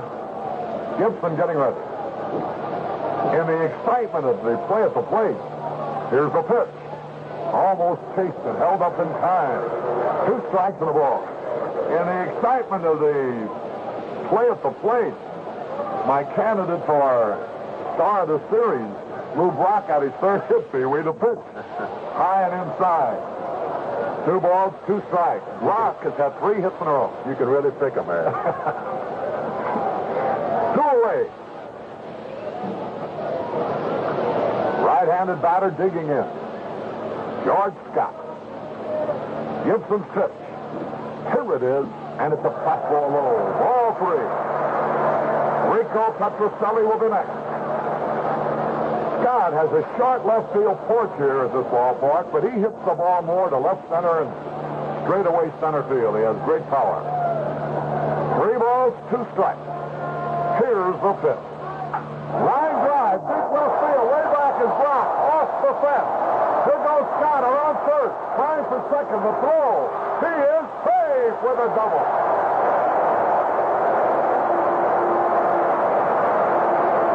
George Scott lines a double off the left center field wall.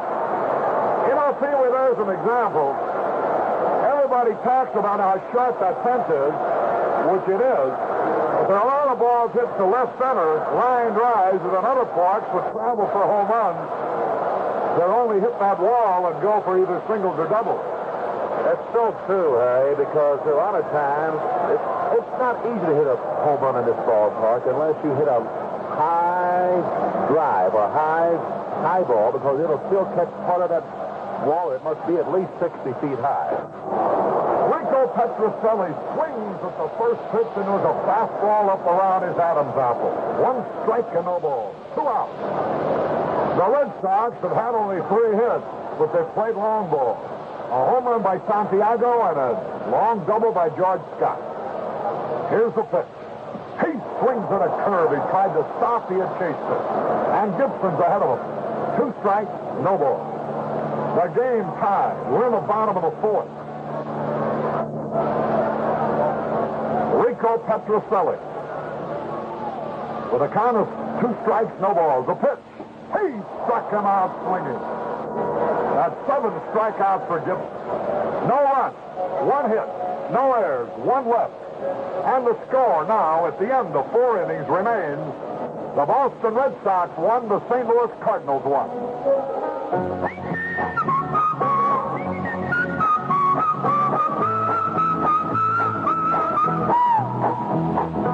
Whistling my favorite song, gotta get moving right along. Oh, I'd walk a mile for a camel.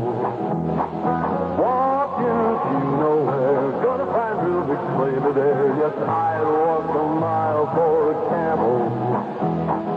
I'd walk a mile for a camel.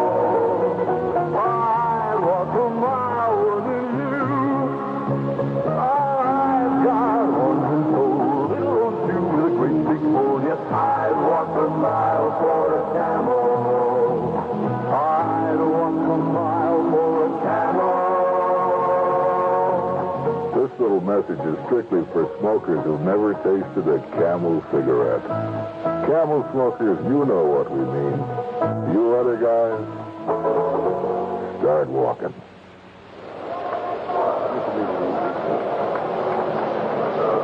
This is Caray with Pee-wee Reese. We're going into the top of the 5th of an exciting ball game, all tied up 1-1, and here's Kurt Flood. He fanned in the first, he doubled in the 3rd.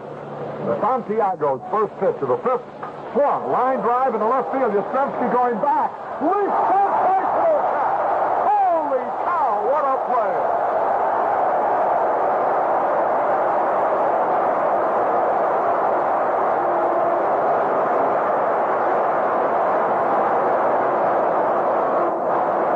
Well, I tell you, they say that a lot of fellas said, well, this guy had such a superhuman year, you couldn't expect him to continue it in the World Series.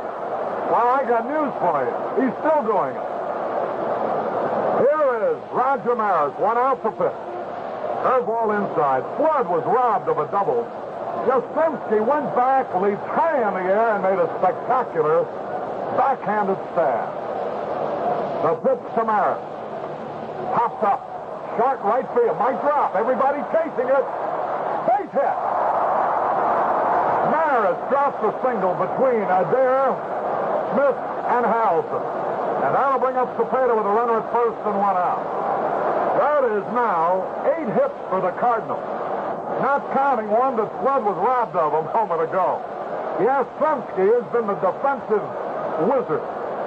If there's such a thing as Superman in baseball, the Red Sox left fielder's got to be it. Here's Cepeda. He's failed twice with men on base. And let's see if Santiago goes to the well once too often against him. The pitch. Curveball low. 1 ball, no strike. What a game this is, Pee-wee. A guy hits the ball like Flood and just an A.B. Just an out. Then you bloop one like Maris and you get a base hit. Here's the pitch. Pop straight up. On the infield. George Scott into the ball. He's got it. I bet you right now, Cepeda is glad that Santiago's in the American League. Because his countryman certainly has handled him well so far.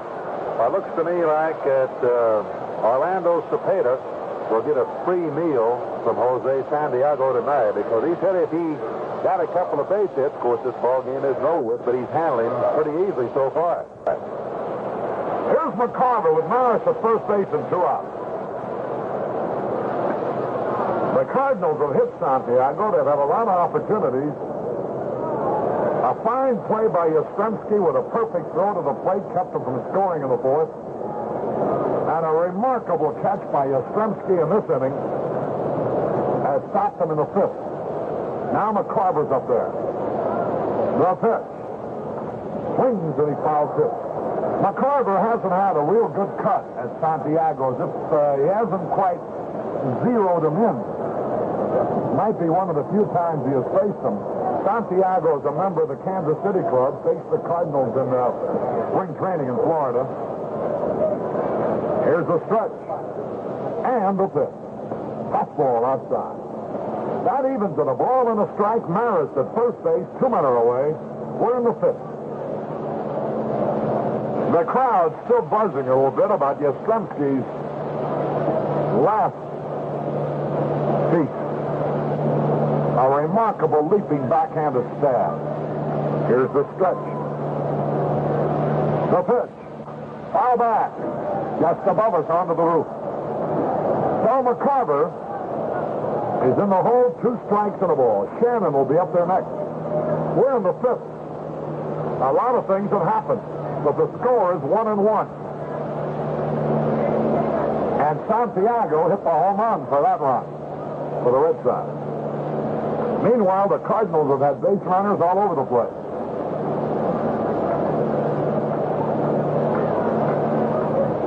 Now the signal given. From the belt. The pitch. Popped up. That'll be an easy out. Gibson, the catcher, off at the mask, getting under the ball, and he pitched. McCarver fouled to Gibson. No runs, 1 hit. No errors, 1 left. At the end of 4.5 innings, the score is St. Louis 1, Boston 1. Does the mystery of buying tires scare you a little bit? Who can blame you? You walk into the average tire store, And the place is loaded with mysterious goings-on. Even the language they use is mysterious and confusing. Terms like low profile, cross-brace treads. It's like a bad dream. Well, the nightmare is over. B.F. Goodrich has swept away the mystery of tire buying with straight talk. All you do at B.F. Goodrich is tell them how you drive, how fast, how much, and they tell you what tire is best for you. They do it with a tire value calculator, a little device that sizes up your driving habits and picks the one B.F. Goodrich tire that suits you best. They even save you money. Never again will you be caught in a web of confusion on tire buying day. Straight talk from B.F. Goodrich will see to that.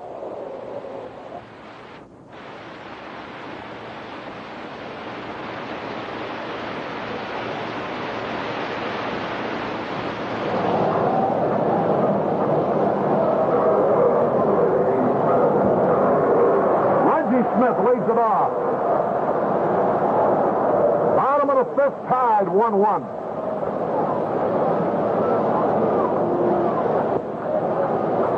Smith fanned his first time up.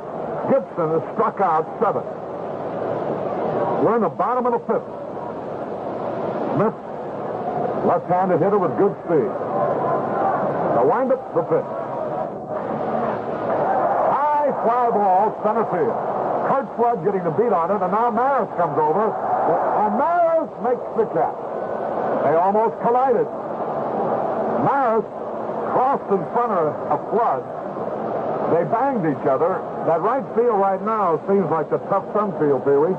It is, Harry. Of course, it's a little bit earlier today when we started the game at 1 o'clock, but usually when the game starts at 2 o'clock or 2:15 here, it's right in the second baseman's eyes and the right fielder's eyes. But it'll get a little worse as the game progresses.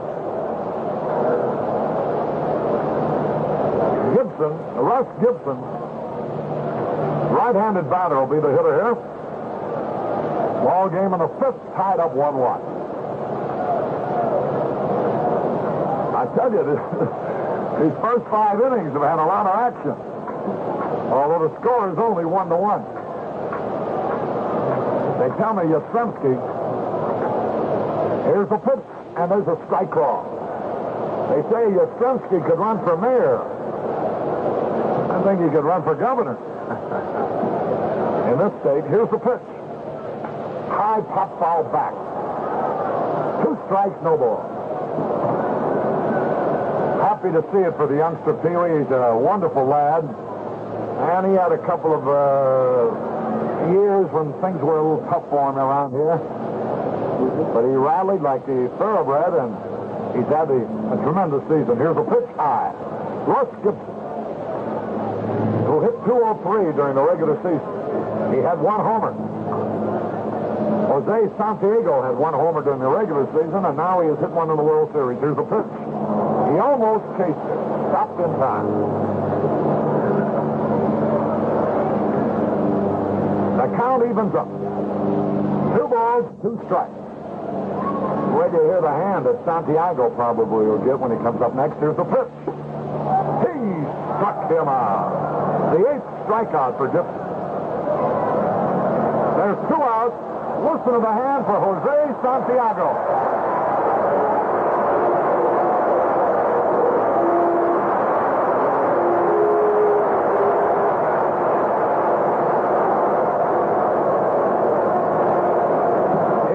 With a count of 2 strikes and no balls in the 3rd. Right-handed batter. Here's the pitch. There's a strike call. Santiago with 8 hits during the regular season. 1 of them a home run. Now to pitch. He had a good cut. I tell you, he's no joke with that bat. Whenever you swing the bat like that, you're liable to hit a home run. He had a cut. 2 strikes, no ball. 2 out, nobody on. Gibson's pitch. He threw his bat at a curveball, striking out. So, that's 9 strikeouts for Gibson in 5 innings. And 1, 2, 3. No runs, no hits, no errors, nobody left. At the end of 5, the Cardinals won, Boston won. Hello, this is Petula Clark of Plymouth 68. And the beat goes on. Yes, the beat goes on. Last year, over 250,000 owners of other low-priced cars were won over to Plymouth. It started a movement, a momentum, a beat. And the beat goes on at your Plymouth dealers.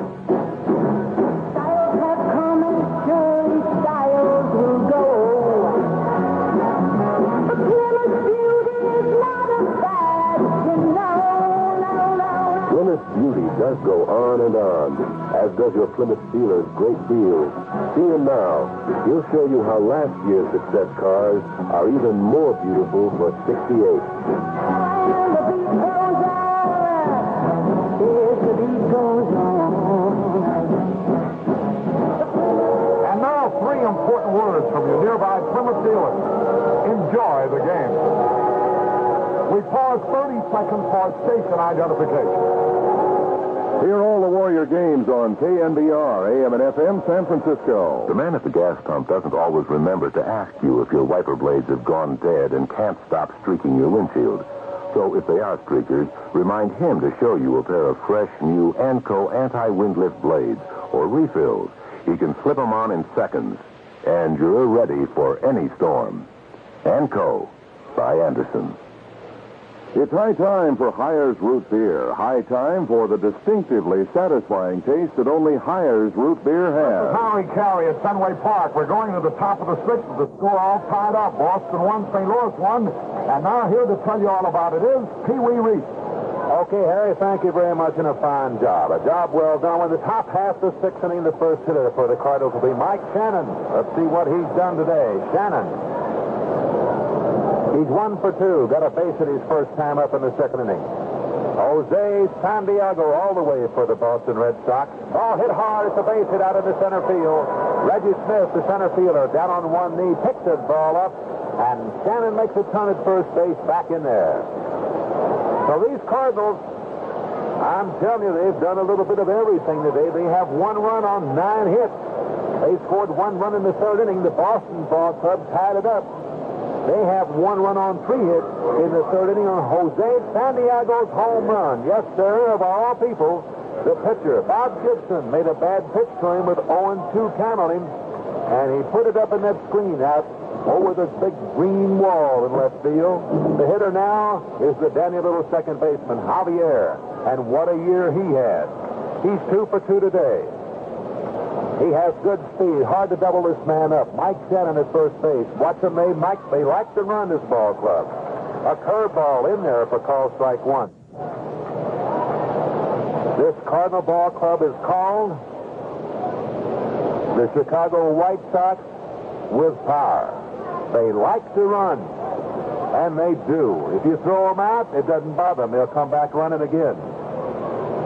The score is 1-1, though. The Red Sox are right in there. Fellow in left field, the name of Yastrzemski, made a couple of great plays. Threw a runner out at home. As Harry told you, charged the ball like a shortstop, which he was at one time. Javier looked like he was just trying to slap the ball in the right field. Did not have too good of a cut. The count now is 0-2. No balls and 2 strikes on Javier. Pee Wee, Javier is a threat, a home run threat in this ballpark. Any hanging, breaking ball, he'll hit on that screen. He's had quite a year. Yes, he has. Javier will be followed by the shortstop, Darryl Maxwell, and then the pitcher, Bob Gibson. Santiago takes a look at Shannon. A curveball way outside. Makes the count 1 ball and 2 strikes on Javier. If the count gets 2-2, 2-2, be careful. They may send him. Santiago taking a little time. Javier checking with his coach, Joe Schultz, at third base. Javier has a closed stance. His front foot is way in, his front foot is back. Back foot is way back, rather. Little tap is foul down the third baseline. And the count remains 1 ball and 2 strikes. Pee Wee Lee Stang is up in the bullpen for the Red Sox again. It's about the 3rd time that he's gotten up out there. He's a little tired, but now here. 1 ball, 2 strikes on Javier, the second baseman. He has 2 for 2 today. On the season, he batted a fine .281. He had 14 home runs. Good power. Fastball high and inside. Makes the count 2-2. Well, let's see if they'll send him now with a count 2 balls and 2 strikes. There's no one away.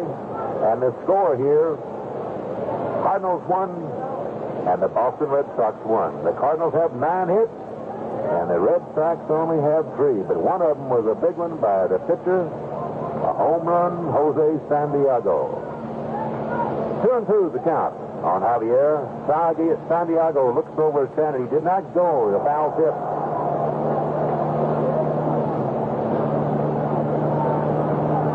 These same 2 teams will be right back here tomorrow.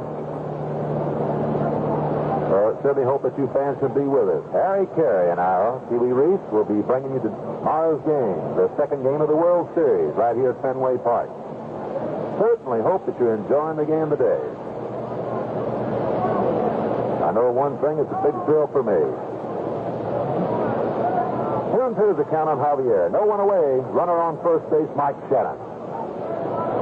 Santiago comes set.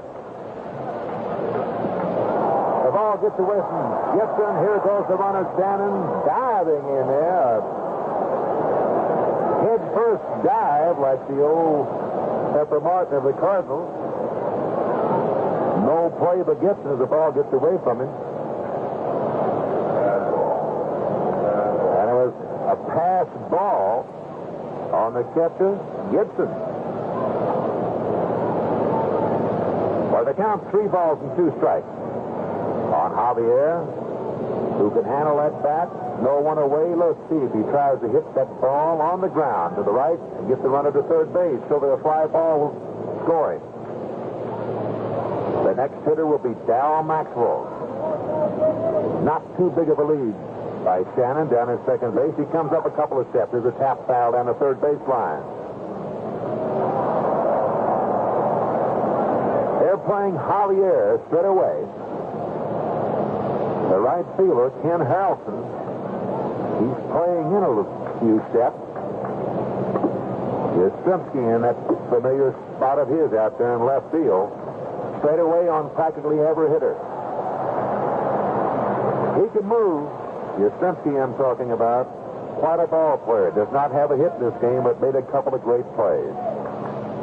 A 3-2 pitch by Santiago. He struck him out.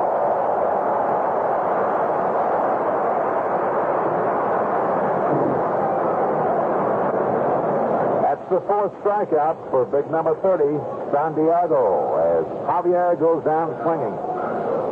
Brings up the shortstop, Dal Maxwell. He has grounded out twice. He's 0 for 2. During the season, he walked once and grounded out. He's 0 for 1 today. On the season, he batted .227. But Harry, who has seen this young fellow all year, said he's gotten some important hits. Mike Shannon down at second base, the curveball. Looks to me like Santiago has kind of settled down a little bit. He's gotten a couple of jams the first 2 innings of this ball game and pitched out of them. The score is 1-1. The Cardinals scored 1 in the 3rd. So did the Boston Red Sox. When the top half of the 6th inning, Santiago looks back at Shannon at second base, who's dancing around. That on curveball is popped up, and Gibson, the catcher, should have a shot at it. Here comes George Scott. Look out! George Scott, Gibson took the ball, the catcher, and George Scott ran right by. And I'm telling you, that's a lot of beef. George Scott, they call him Taters. I imagine maybe Russ Gibson had trouble locating the ball because it was quite obviously in his territory. Scott had to run about 90 feet from his position. And boy, he was really motoring. Harry, I'm glad you noticed that because we were doing a game here the other day and Gibson lost 2 balls on 2 pop-ups the same way, and George Scott caught one of them and couldn't get to the other one.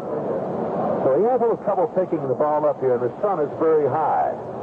The high fly out to left field. Yastrzemski shading his eyes. He underneath the ball and takes it for out number 3. That's all for the Cardinals here in the top half of the 6th inning. No runs, 1 hit, no errors, and 1 man left on base. So after 5 1/2 innings of play, it's the St. Louis Cardinals 1 and the Boston Red Sox 1. Hello. My name is Timothy Timmons. I had a terrible experience the other day. I went to buy a pack of Gillette Super Stainless blades with the miracle plastic coating on the edge. So I asked the man for Gillette Super Stainless, and he said, they call it the spoiler. They spent all that money to call it the spoiler. Why don't you ask for the spoiler? Why are you coming in here and ask for Gillette Super Stainless? Did he scare me? I don't know whether to ask for the spoiler or to go to another store from now on. Heads Up Hair Groom has come up with a nice discovery for the man whose hair gets mussed. If you use Heads Up this morning, don't put more Heads Up on. You can regroom your hair anywhere you are with just a little water or a comb. We don't know how many times water will bring Heads Up back to life again after one application. All we can say is, try it and see. Heads Up Hair Groom in bottles or tubes by Gillette. Bottom half the 6th inning here at Fenway Park. Hey, Caray, and I'm Pee Wee Reese, bringing you the first game of the World Series. Caray, it's quite a thriller. Yes, when the Red Sox have the top of their batting order coming up, Pee Wee, with Jerry Adair stepping into the batter's box right now. Adair. He is struck out twice. Bob Gibson. Ball hit down to the third baseman. Mike Shannon makes a great play. What a play he made. That ball was right over the bag. A short hop in betweener. And he came up with it, made a sidearm toss to Orlando Cepeda, getting Jerry Adair. Didn't look to me like Pepper Martin on that one. I tell you, that young man deserves a lot of credit, Pee Wee. He's become quite a third baseman. Never played the position before in his life. Dalton Jones takes the first pitch, ball 1. Dalton Jones struck out and popped up. He's 0 for 2. A fastball and a dandy in there. The call strike 1, 1 ball and 1 strike. The score here, 1 run for the Cardinals, 9 hits. Boston, 1 run on 3 hits. We're in the bottom half of the 6th inning of the Red Sox trying to go ahead of the Cardinals. We've had everything to happen in this game. Some real fine plays. Little hitting, good pitching.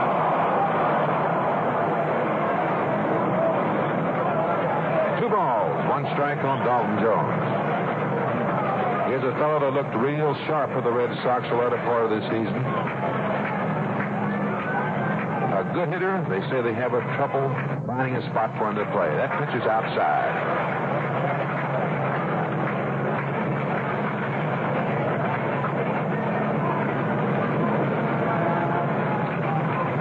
Dalton Jones will be followed by Karl Yastrzemski. Ball right back to the middle of the base hit. Making the turn at first base, Dalton Jones. Up with the ball out in center field, Kurt Flush.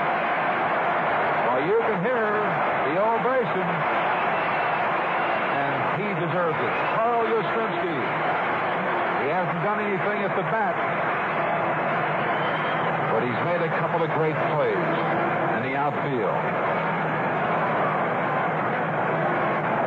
Away, Dalton Jones on at first base.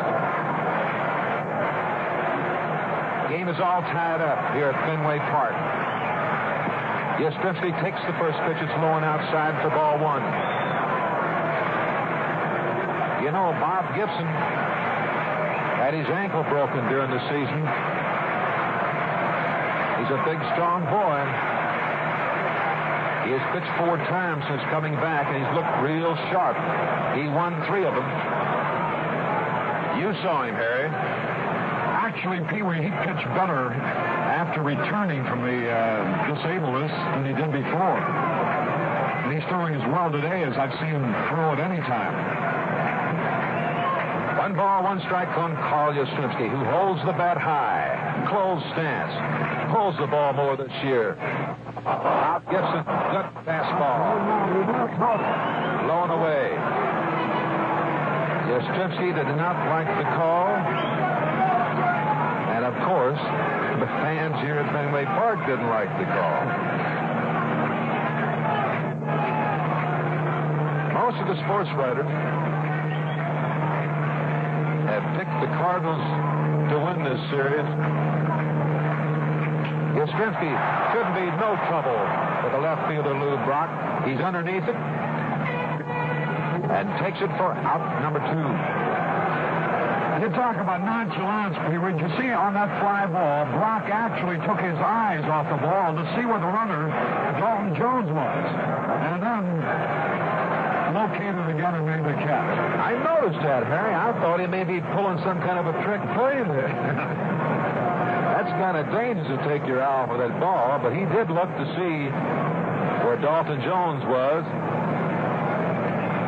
And he was going back to first base, and it brings up Ken Harrelson. 0 for 2. Tries to check his swing, gets a piece of the ball, fouls it back. 1 strike on Ken. I got a big kick out of Ken Harrelson on a Saturday. That big game with Minnesota. He said, Pee-wee, I'm telling you, I am really nervous. I said, well, it'll leave you, Ken, when the game starts. If it doesn't, you're in trouble. Fouls it straight back.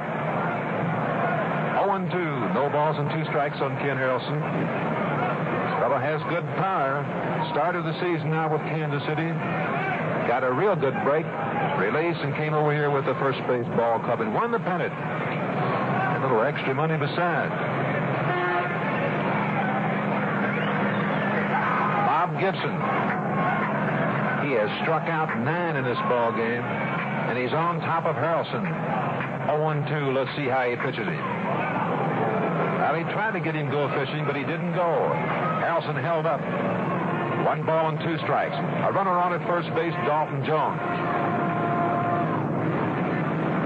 The score 1-1 in the bottom half of the 6th inning. Santiago all the way for the Red Sox. And Bob Gibson all the way for the Cardinals.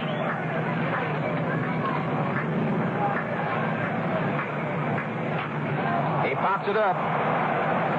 Tim McCarver calling for it. Here comes Cepeda, but McCarver takes it. And that's all for the Red Sox here in the bottom half of the 6th inning. No runs, 1 hit, no errors, and 1 man left on base. The score after 6 full innings. St. Louis 1 and Boston 1.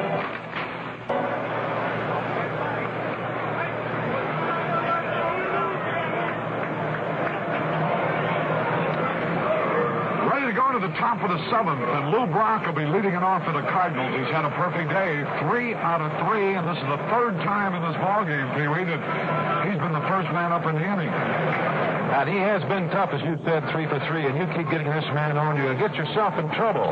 Brock, could it be 4 for 4? Yes, sir. A base hit out into right field by Jerry Adair. Ken Harrelson up, and Brock makes a big turn, but goes back into first base. He has 52 stolen bases. We'll have to watch him.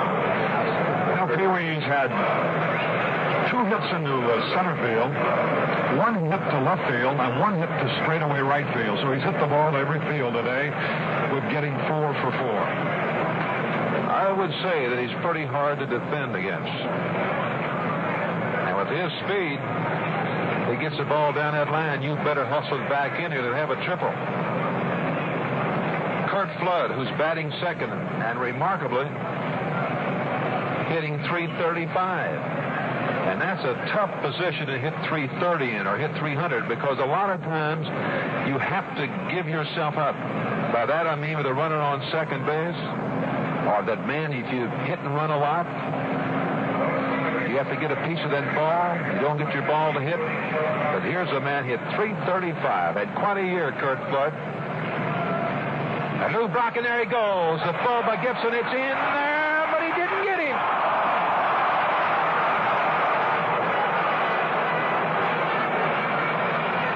The throw was a little high, Pee-wee, that I had him that time. The throw had been down a little bit. Petrocelli still thought he had him, but the throw was up around his eyes. By the time he came down, Lou had slid in there. What a day he has had. The score here, 1 run, 10 hits for the Cardinals. 1 run, 4 hits for the Boston Red Sox. But the Red Sox are threatening. Here in the top half of the 7th inning, Curt Flood. Let's see if he goes to right field as Lou Brock just stole second to try to get him to third. That's what he was trying to do, and he fouled hard off the right in the stands. Lou Brock, who stole 52 bases, very few of them were over to third base. Most of his stolen bases are from first to second. 4 hits by Brock ties the series record held by many. Nobody has ever had 5. Curveball just missed. Low and outside. 2 balls, 1 strike on Curt Flood. A runner down at second base. Lou Brock. The game is all tied up 1-1. Santiago all the way for the Red Sox. He's looking back at Brock. Foul tip makes the count 2-2. There's John Wyatt out in the bullpen along with a 19-year-old youngster named Ken Brett, Pee-wee. Of course, I've seen John Wyatt. I've never seen this young left-hander Brett, but they say he can bring it pretty hard. Well, Curt Flood did what he intended to do. He hit a ground ball down to George Scott, who took the play himself. But on the play, Brock moved to third. Now then, let's see if the infield will be playing in as big Roger Maris comes up. The score is 1-1. The tie-breaking run is down at third base. In Lou Brock. 1 away. The infield is in. They're playing Roger Maris deep and straight away. Top half the 7th inning. I've never seen Brock steal home, Pee-wee. That's funny, Harry. I used to be the same way. I used to steal quite a few bases when I played. I never did like to steal home. I was always afraid of that batter may not see me coming in there. Little foul straight back.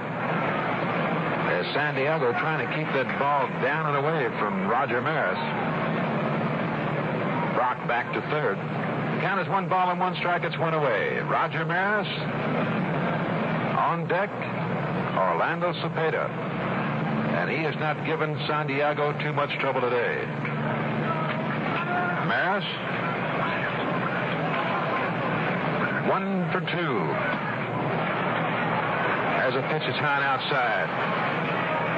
2 balls and 1 strike as Maris checks with his coach Joel Schultz at third base. Coaching at first base for the Cardinals, Dick Sisler.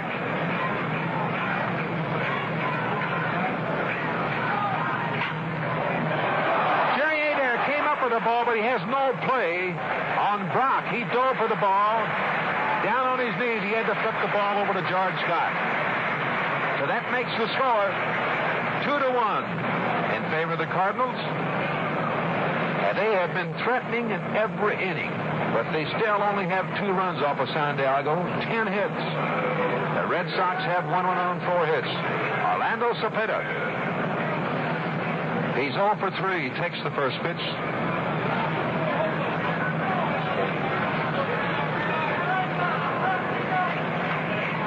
One ball on Orlando.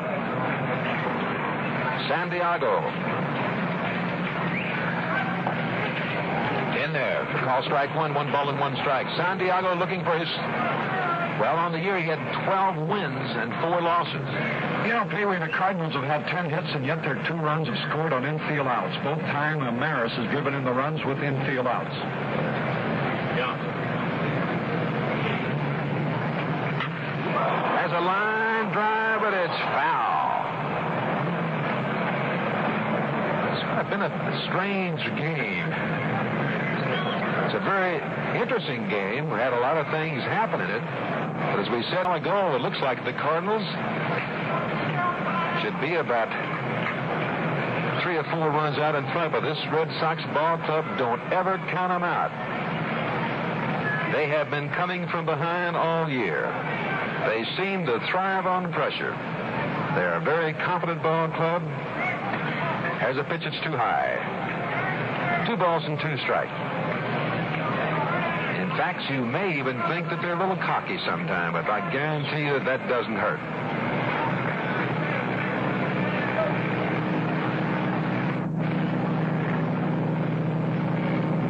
The 2-2 pitch.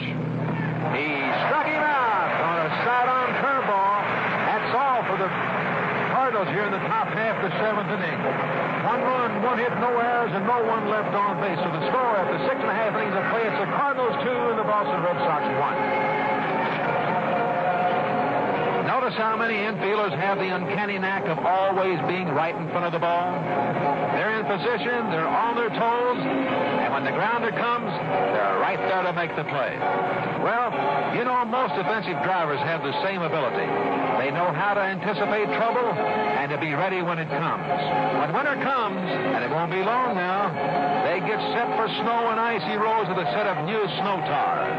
And the snow tires many good drivers prefer are B.F. Goodrich Trailmaker Silvertown. They're built of the toughest 4-ply nylon card and have the deepest biting edges you can buy. The Trailmaker tread is wide and deep, sends you over icy roads with sure-footed safety. Trailmakers are light, too, and they won't put you into the poorhouse either. You can get your Trailmakers for no money down. And if you want steel safety studs, your BFG dealer can handle that, too. So get into position for winter right now. Get Trailmaker Silvertown snow tires from your B.F. Goodrich store or dealer.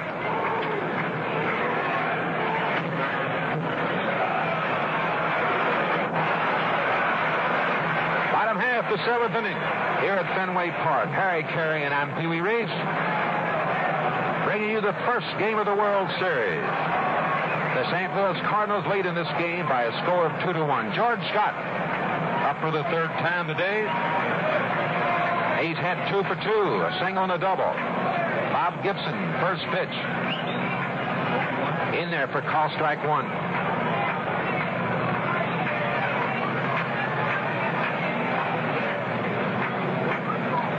Curveball that's low and outside makes the count 1 ball and 1 strike. They are playing this fellow deep. Kurt Flood is way back out there in center field. And I've seen George Scott hit a few in that dead center field. There's the ball hit out to shortstop. Down Maxwell. One hopper. Flips the ball over to Cepeda. And that's all for George Scott for the first time today. A little shortstop. Rico Petrocelli is the hitter. He was a 3rd strikeout and a 7th strikeout victim of Bob Gibson. He's 0 for 2 today.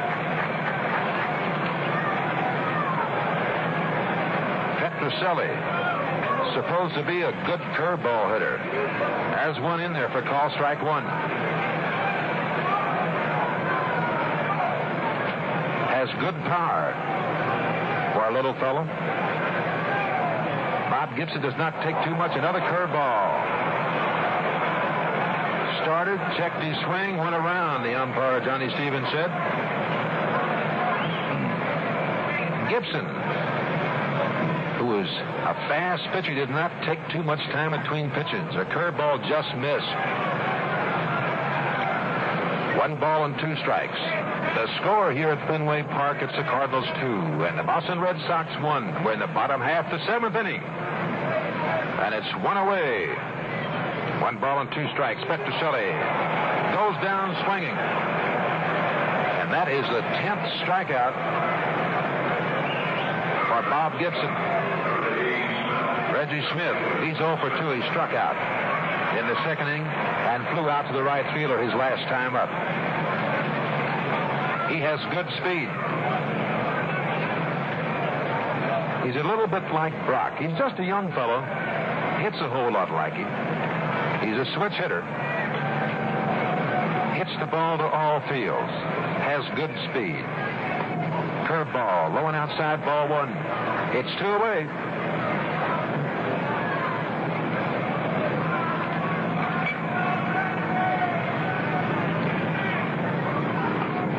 A Good fastball, good swing, no contact. Makes the count 1 ball and 1 strike. In Canada, Mexico, South America, more than 50 countries. Also the Armed Forces Radio from Bangkok to Berlin, watching today's game. Over 200 million listeners, Harry. I'm glad you didn't tell me that earlier. You'd have made me nervous, Pee-wee. I'll never believe that. 2 balls and 1 strike on Reggie Smith. He fouls it straight back. Makes the count 2-2. Pee-wee, you want to see something, a study of real concentration. Watch the way Gibson comes off that mound. If I remember correctly, he falls over toward first base a little bit, doesn't he? Quite a bit. You can see he really puts everything into the pitch. Another fellow, Harry, that does that quite a bit. He even goes down with either his glove hand or his bare hand to release the ball, Jim Bunning. Speaking of Jim Bunning, he had quite a year for the Philadelphia Phillies. There's a high hopper. They'd better hurry, and Javier can do that. The flip, can they get him? No, sir. Reggie Smith beat it.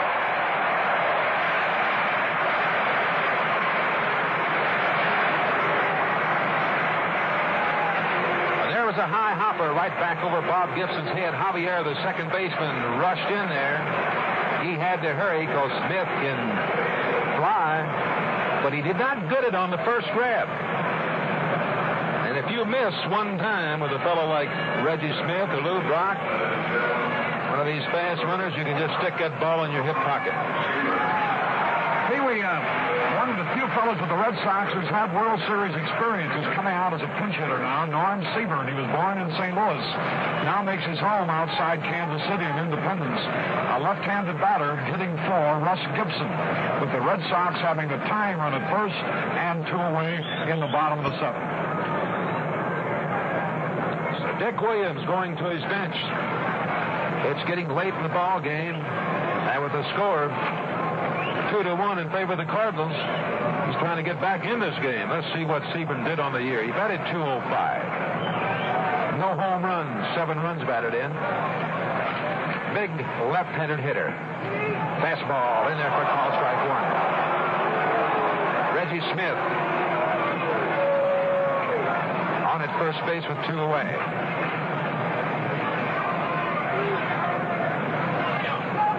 I doubt seriously if Dick Williams will send Reggie Smith, putting a pinch hitter up there, but you don't know. There he goes. Look out. They may get him, and I think they do. Reggie Smith is thrown out on a good throw by Tim McCarver. So that's all for the Red Sox here in the bottom half of the 7th inning. No runs, 1 hit, no errors, and no one left on base. The score after 7 full innings, the St. Louis Cardinals 2 and the Boston Red Sox 1. Move up to Chrysler. The 68s are here. Move up to Chrysler and make your move this year. The 68 Chryslers are here with more power from a higher output 383 cubic inch V8 all the way up to a big 440. More luxury with new options like an 8-track stereo tape system. Make your move here now to Chrysler 68. You like its brand new styling, big performance, aggressive luxury. So make your move, sir. Move up to Chrysler. Move up to the movers today. See your local Chrysler dealer. Make your move up to Chrysler now. We pause 30 seconds for station identification. Pure Jamaica ginger is the only kind of ginger that goes into Saratoga ginger ale. Why? To make a ginger ale that's different. One you can drink by itself, as well as a mixer. Take a sip, and it's mellow, gingery, without snapping at you. Even the bubbles are different. High-spirited, but long-lasting, and never overwhelming. The people who make Saratoga Vichy just can't bear to make a ginger ale like everybody else. This is WGY-WGFM Schenectady. Caray, and Pee Wee Reese. Fenway Park, the Cardinals leading 2-1, going to the top of the 8th inning. We have changes. Norm Siebert, who was the pinch hitter for Russ Gibson, when Reggie Smith was out trying to steal, which ended the 7th inning, stays in the ball game, so he'll still come to bat. And since he batted for Russ Gibson, his place in the batting order will be 8th, and he'll be playing right field, which means that Ken Harrelson is leading the ball game. Siebert is now playing right field, and Harrelson is out. We have a new catcher. He'll be Elston Howard. And I think a little bit of a surprise here, Pee Wee, since he'll be the second man coming up in the 8th. Unless they switch their batting order, we'll have to get that from the press box. We have John Wyatt replacing Jose Santiago. Yes, it was a little surprise, as you said. Santiago, who has accounted for the only run that the Red Sox have here. He had a home run in the bottom half of the 3rd inning, scheduled up to be the second hitter. He's been taken out of the game. I hope there's nothing seriously wrong with him. Manager Dick Williams has switched his batting order by making the multiple change. He's able to place Elston Howard 9th in the batting order, so he has Siebert and Howard coming up. So the pitcher Wyatt actually will be in Harrelson's place in the batting order. Thank you, Harry. The first hitter to face John Wyatt, Tim McCarver. The pitch is low and inside, ball 1. We're in the top half of the 8th inning. The Cardinals lead in this ball game by a score of 2-1, the first game of the World Series.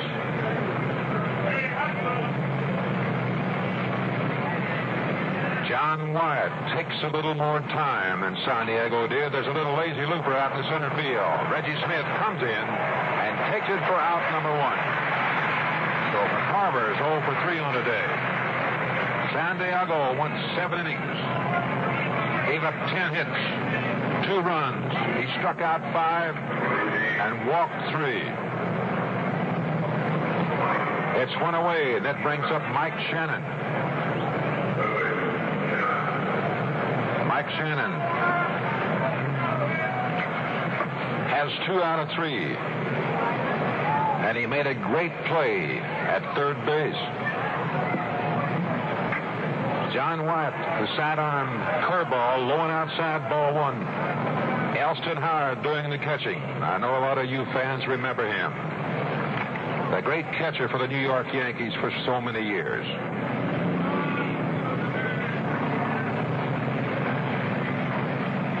There's that sidearm curveball. Shannon fouls it straight back. 1 ball and 1 strike on Mike Shannon.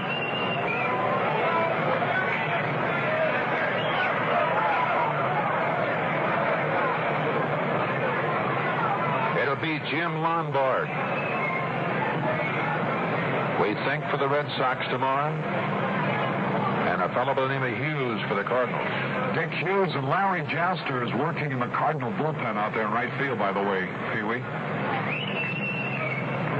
Larry Jaster, a left-hander, doing a little throwing out in the Cardinal bullpen in case Bob Gibson gets in any trouble. A 1 ball and 1 strike pitch. It's too high. The Cardinals, first to score in this ball game. They scored 1 in the 3rd inning.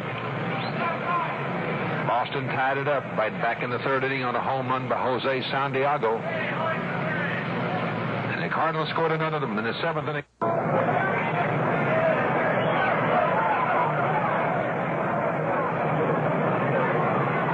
It'll be Jim Lombard. We think for the Red Sox tomorrow. And a fellow by the name of Hughes for the Cardinals. Dick Hughes and Larry Jaster is working in the Cardinal bullpen out there in right field, by the way, Pee Wee. Larry Jaster, a left-hander, doing a little throwing out in the Cardinal bullpen in case Bob Gibson gets in any trouble. A 1 ball and 1 strike pitch. It's too high. The Cardinals, first to score in this ball game. They scored 1 in the 3rd inning. Boston tied it up right back in the third inning on a home run by Jose Santiago. And the Cardinals scored another of them in the seventh inning, and they lead 2-1. 2-2 is a count on Mike Shannon. We're in the top half of the eighth inning. The first two games will be played here at Fenway Park. Then will be an off day Friday. And we'll move to good old St. Louis for 3 games, and more needed. We'll be right back here to Boston. The 2-2 pitch was fouled back. Remains 2-2 on Mike Shannon as he walks over to get a little rosin on his hands. The on-deck circle. Javier.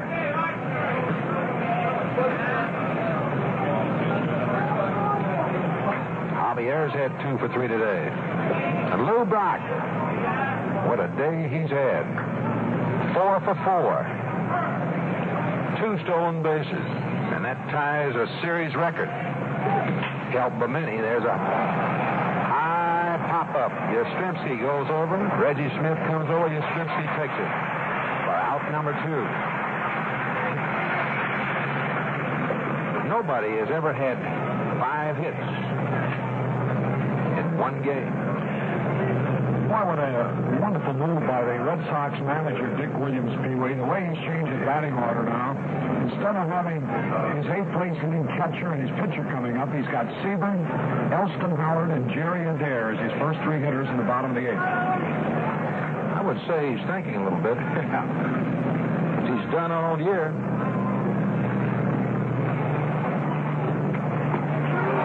Javier swings on the curveball, no contact, strike 1.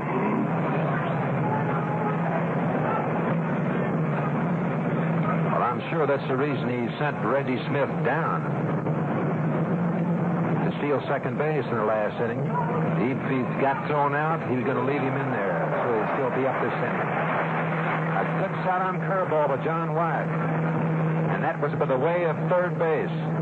It even made me flinch a little bit up here.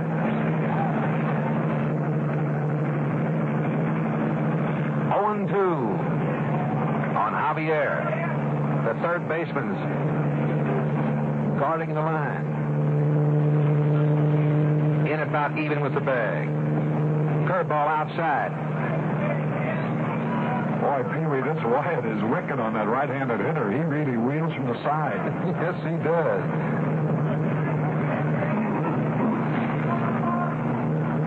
He has a good sinker.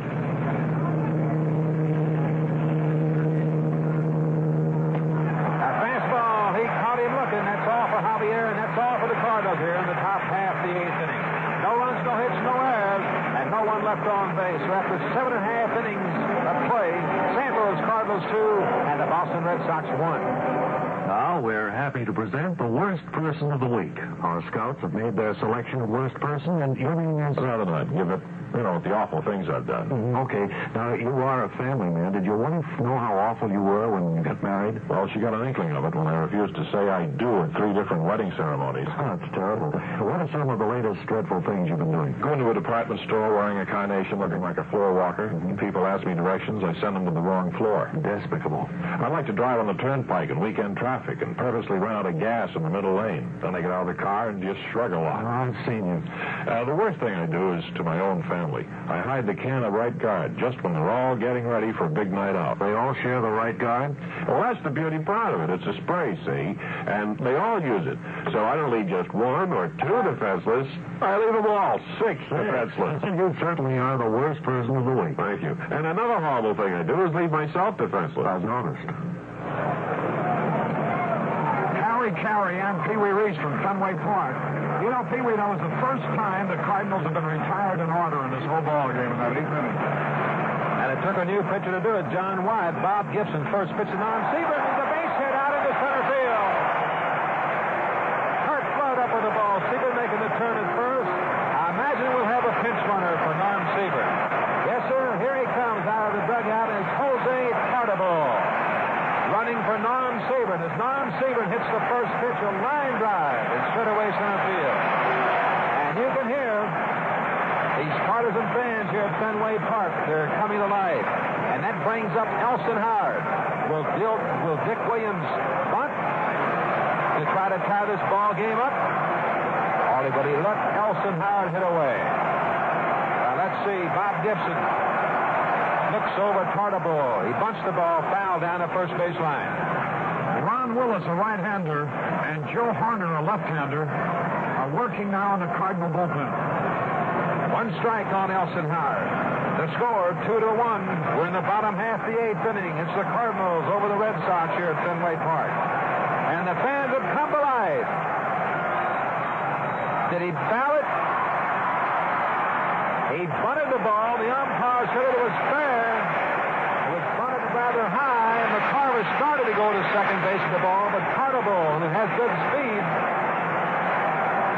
McCarver decided not to, so he had to go to first base. So Elson Howard gets a sacrifice, and that brings up Jerry Adair.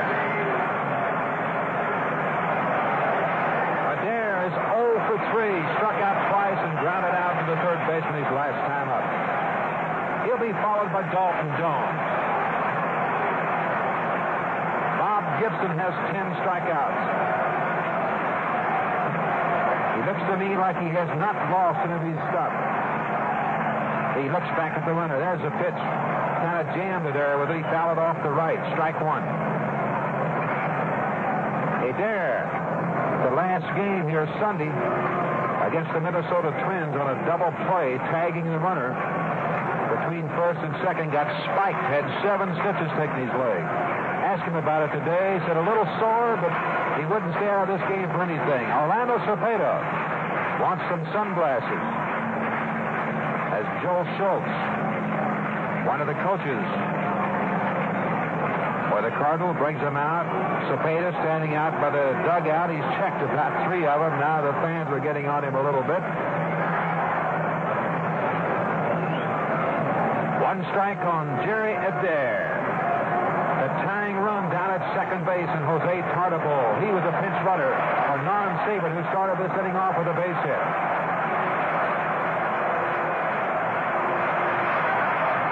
Gibson taking a little more time.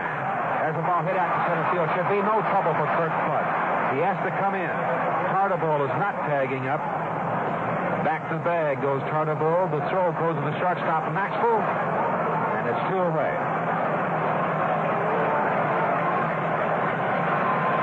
Dalton Jones. He's 1 for 3. Got a base at his last time up. And Jones, I know that both of these clubs have scouted each other and scouted each other thoroughly. They know that Dalton Jones is a pretty good hitter. Yes, and Pee Wee, this might be a very, very key moment in this ball game, because if the Cardinals can retire Dalton Jones, it means that they will still hold their 2-1 lead, and moreover, it means that the next time they face Yastrzemski in the 9th inning, he'll be the leadoff man. And he'll be coming to bat with nobody on base, rather than if Jones gets on, why Yastrzemski will be coming up in a spot to break him up. How true, if you can keep those big hitters leading off, you're in a lot better shape. It's a little lazy pop-up, should be no trouble. Maxwell, the shortstop, backs up and takes it for out number 3. That's all for Dalton Jones, and that's all for the Red Sox here in the bottom half of the 8th inning. No runs, 1 hit, no errors, and 1 man left on base. The score after 8 full innings, the Cardinals 2 and the Boston Red Sox still 1. I've done it again. Done what again? Come out without cigarettes. Well, here, try one of mine. Oh, that's okay. Here, try one of mine. Have a Salem.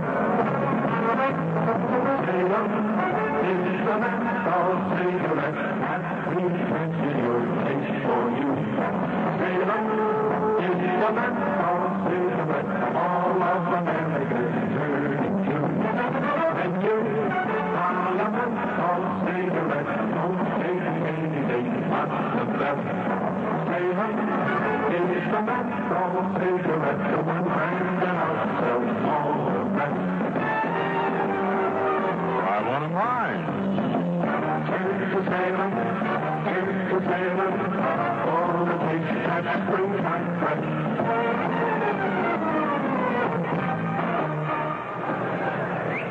Harry Caray at Fenway Park. We're going into the top of the ninth inning. The Cardinals leading 2-1.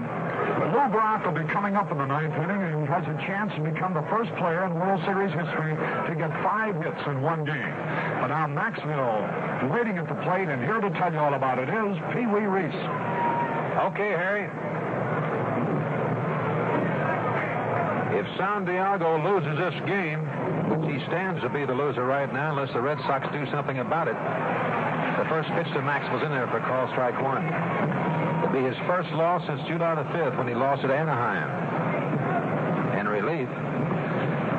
Also his first loss at Fenway Park since April the 23rd. There's a curveball that's outside by John White. 1 ball and 1 strike.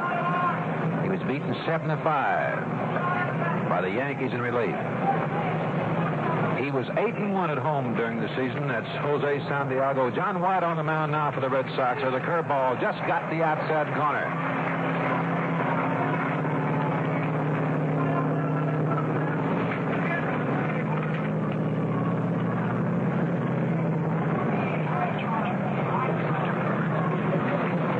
For 2 for Darryl Maxwell. Curveball too high. Makes the count 2-2. Wyatt did a real good job on Javier the last time up there. He sidearm curved him twice. Got him looking for that curveball, and he popped a fastball right down the middle. He's kind of tough to stay in there against the right-hander. There's a foul ball straight back, and the count remains 2-2. Bob Gibson, the big pitcher's the next hitter. When the Cardinals lost Bob Gibson this year, it looks like they had lost the pennant. But a couple of young pitchers by the name of Hughes and Bryles did a terrific job for the Cardinals. There's another foul off the right. And the count remains 2-2. Darryl Maxwell, the first hitter for the Red Sox, for the Cardinals here in the top half of the ninth inning, with the score, Cardinals 2 and the Red Sox 1. They tell me this Bryles has a real fine curveball. Yes, he has, and a good live fastball, fine control, and he's very competitive, Pee-wee. The 2-2 pitch. Did he? No, sir. He held up. Makes a full count, 3-2. The pitcher that's supposed to pitch tomorrow, Dick Hughes, what does he throw? Fastball and slider. Pretty good curve. Good control. And he's not afraid, Pee-wee. That helps. 3-2 pitch. Outside. John White walks the 8th place hitter. Darryl Maxwell. That brings up Bob Gibson. He's checking with his coach at third base, Joe Schultz. You know, this might militate against Lou Brock's chance at a record-breaking 5 hits, because if Gibson succeeds in advancing Maxwell, it would leave first base open, and the Red Sox perhaps would have a chance to pitch around Brock. We'll have to wait and see what happens. Yes, sir. Lou Brock has 4 for 4. Let's see what Gibson does if he does sacrifice Darryl Maxwell. Harry has a good point, but when you got a fellow batting in back of you but hitting .335, and Kurt Flood, Gibson squares around the bunt. He does make a bunt down to first base by Nelson Howard. Lets it roll foul.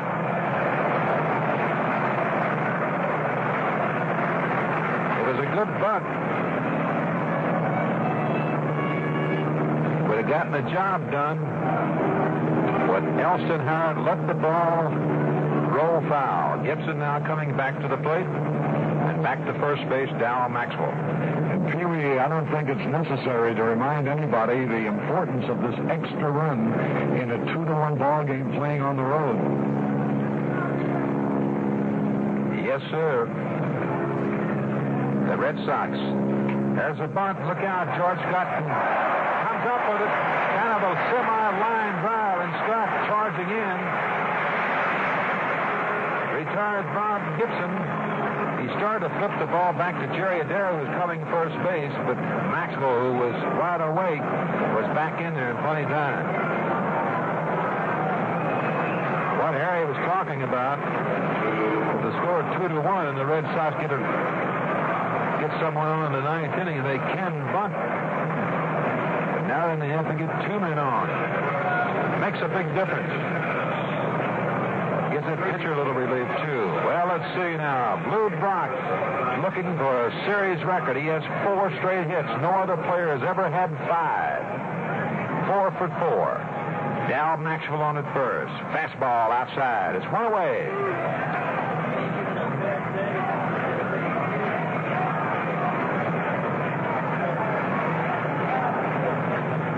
Two runs on 10 hits for the Cardinals. 1 run on 6 hits for the Red Sox. They play Lou Brock straight away. And deep. And a good ripple. But no contact. 1 ball and 1 strike on Lou Brock. Dal Maxwell on at first base. George Scott, the big first baseman, holding close.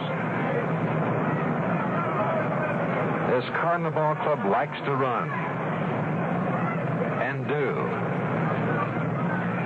They've had quite a few opportunities today, but have not cashed in on too many of them.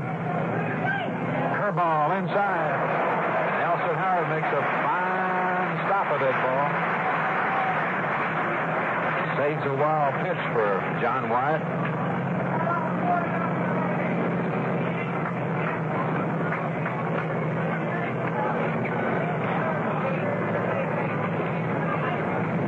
We have a new right fielder, Jose Tartabull, as he went in to run for Norm Siebert the last inning. He has gone in right field. Brock takes the pitch. It's outside. 3 balls and 1 strike.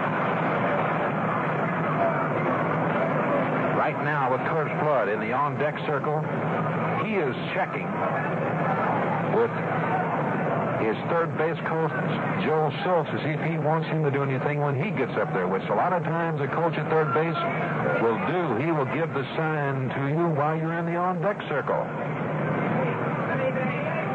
We're in the top half the 9th inning. The Red Sox have only 1 more chance as they trail in this game by a score of 2-1. Ball 4, so Lou Brock does not get a chance to get his 5th hit in this ball game here in the top half of the 9th inning. And that brings up Curt Flood with 1 away. You know, Pee Wee, the Cardinals have had 15 base runners, 10 on hits and 5 on walks today. Only scored 2 runs, and they lead 2-1. Runners on first and second. Curt Flood is the hitter. It's 1 away. John Wyatt takes plenty of time. And Curt Flood has a real good cut at it and fouls it back on the screen. Let's see what Curt Flood has done today. He struck out, a base hit, lined out to left field, and grounded out to the shortstop his last time up. He's 1 for 4.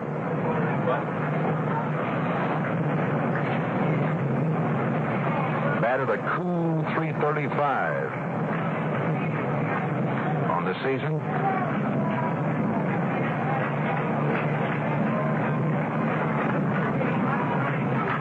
There's a ball hit out into right field. Tartabull should come up with it. He does. Nice catch. Back to second base is Dal Maxwell. Back to first, Lou Brock. You better believe that ball was hit pretty hard. But Tartabull was right there.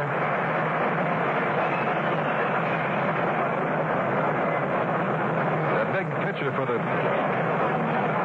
Cardinals, Bob Gibson, prior to the 9th inning, he has pitched 35 series innings and struck out 41. That is pretty good. Roger Maris.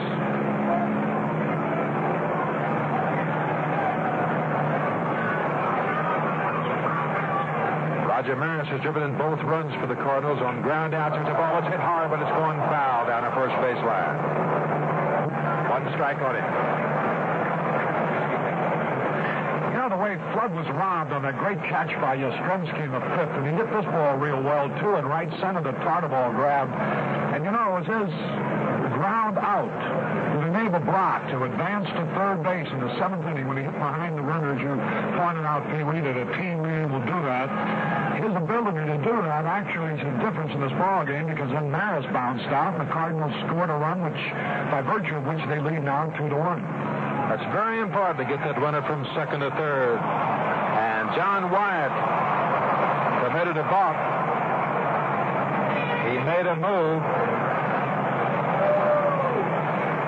And he didn't come on through with it. And so Maxwell goes over to third. Lou Brock down to second. One strike on Roger Maris. Talking about Flood hitting that ground ball to the first baseman to get the run over to third. There's a ball hit out into left field. Yastrzemski. He's shading his eyes with his glove. He takes it for the third out. And that's all for Maris, and that's all for the Cardinals in the top half of the ninth inning. No runs, no hits, no errors, and 2 men left on base. The score after 8.5 innings of play, it's still the Cardinals 2 and the Boston Red Sox 1. When you want to get home safe in this game, you sometimes have to come in on a slide, and that's baseball. But when you're drowning around on an icy road this winter, well, that's no time to play around. Sure-footed traction is what you need for safety. No sliding or skidding will do. And that's why we suggest B.F. Goodrich Trailmaker Silvertown Snow Tar. Trailmakers give you a solid footing, even on the slipperiest road. The wide, modern tread takes hold, gives you the traction you need in the takeoff. And the deep biting edges take you around the turns without trouble. BFG Trailmakers are built with tough nylon cards to give you more safe driving miles.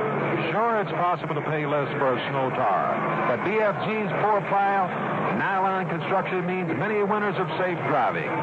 Get BFG Trailmaker Silvertown Snow Tars for no money down and free installation at your nearby B.F. Goodrich store or dealer. They're a good way to get a good start this winter.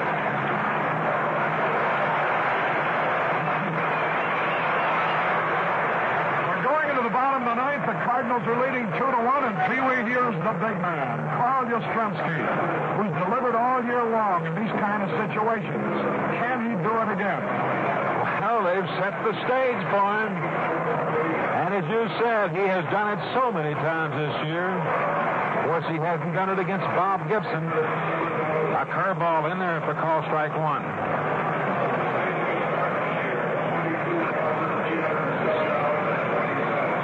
He hasn't done too much today. Has not hit the ball hard. He's 0 for 3.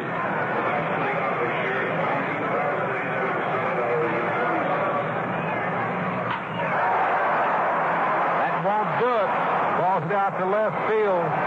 Lou Brock over in front of Kurt Flood and takes it for out number 1. He had it started in the right direction, but it was not hit hard enough. So it's 1 up and 1 down, and the pinch hitter is Foy. Joe Foy. Batting for John White. Has good power. He hit 17 home runs on the year. Batting .251. We're in the bottom half of the ninth inning, and the score is 2-1.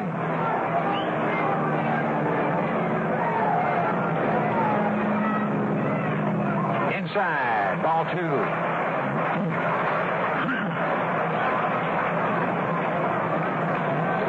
Bob Gibson on the mound for the Cardinals all the way. He has given up 6 hits and 1 run. Boyds chops down that high fastball, fouls it back.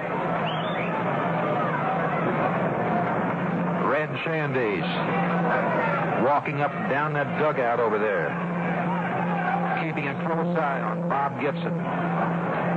One thing you don't have to worry about too much is this big fella getting tired. There's a foul off the right, but Carver going back, Jim, you have no chance. And the count remains 2 balls and 2 strikes. And Joe Foy pinch hitting for John Wyatt. The next hitter will be old George Tater Scott. Get himself a couple hits a day, a single and a double. He's 2 for 3. The last chance for the Red Sox. Ball hit back through the middle, but Maxwell, the shortstop, over to cut it off. Over to Zepeda, and it's 2 down. One more chance. Because we're in the 9th inning here at Fenway Park. Harry Caray and I'm Pee Wee Reese. And we certainly enjoyed bringing you this first game of the World Series. There's 2 out, nobody on base. A guy up there that could tie this game. He's got that kind of power, George Scott. And the Cardinal catcher, Tim McCarver's taking no chances. He's going out to talk to Bob Gibson. They want to make sure that they're in accord as to what they want to do to the one man that stands between the first game victory in this World Series and perhaps a defeat. So right, Harry. Don't make a mistake now. McCarver probably told him, keep the ball down or keep it up. How are they going to pitch him? There's a fastball that's a little high on inside. Because you remember the only run that the Boston Red Sox got back in the 3rd inning with a 2-strike, no ball count on San Diego. Bob Gibson made a bad pitch to him. He hit it in the screen for a home run. The count now on George Scott. 2 balls, no strikes. It's 2 away. We're in the last half of the 9th inning, the last chance for the Red Sox. It's too low. Ball 3. The next hitter, Rico Petrocelli. Petrocelli, I would say he's due. He struck out the 2nd, the 4th, and the 7th. In there for call strike 1, as George Scott was taking all the way. But I don't believe he'll be taking this time if this fastball's in there to his liking. Bottom half the 9th inning. Good swing, no contact for George Scott. Curveball. I think he was looking for that fastball. Yes, and Pee Wee, that might have been the best breaking ball he's thrown all day. He really snapped it off. 2-1 in favor of the Cardinals. Bottom half the 9th inning. The last chance right here for the Red Sox. Did he? No, sir. He didn't go around. So George Scott gets a base on ball. Pee Wee, that's the first pass that Gibson has made. That's the first walk he has issued. That's only the 6th man to reach base for the Red Sox, but they're in a spot where they could win the ball game with a long one. Red Shandies has gone out to talk to Bob Gibson. Orlando Cepeda comes out. The entire infield has converged.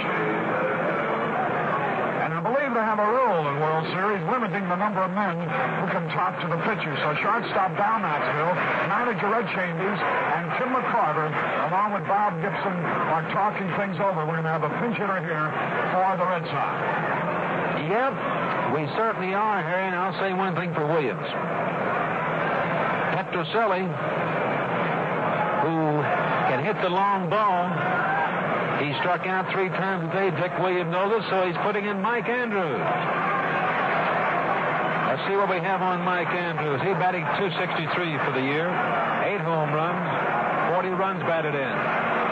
So Mike Andrews is the last hope now for the Boston Red Sox.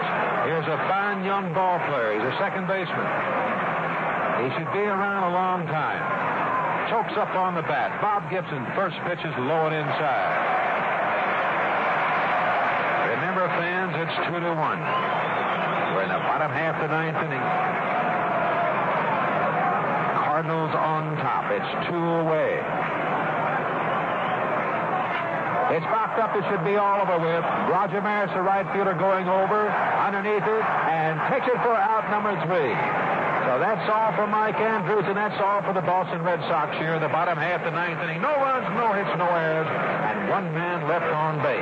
And the final score here at Fenway Park, the St. Louis Cardinals, 2 runs, 10 hits, no errors. Boston Red Sox, 1 run on 6 hits and no errors. It is now St. Louis 1, Boston 1.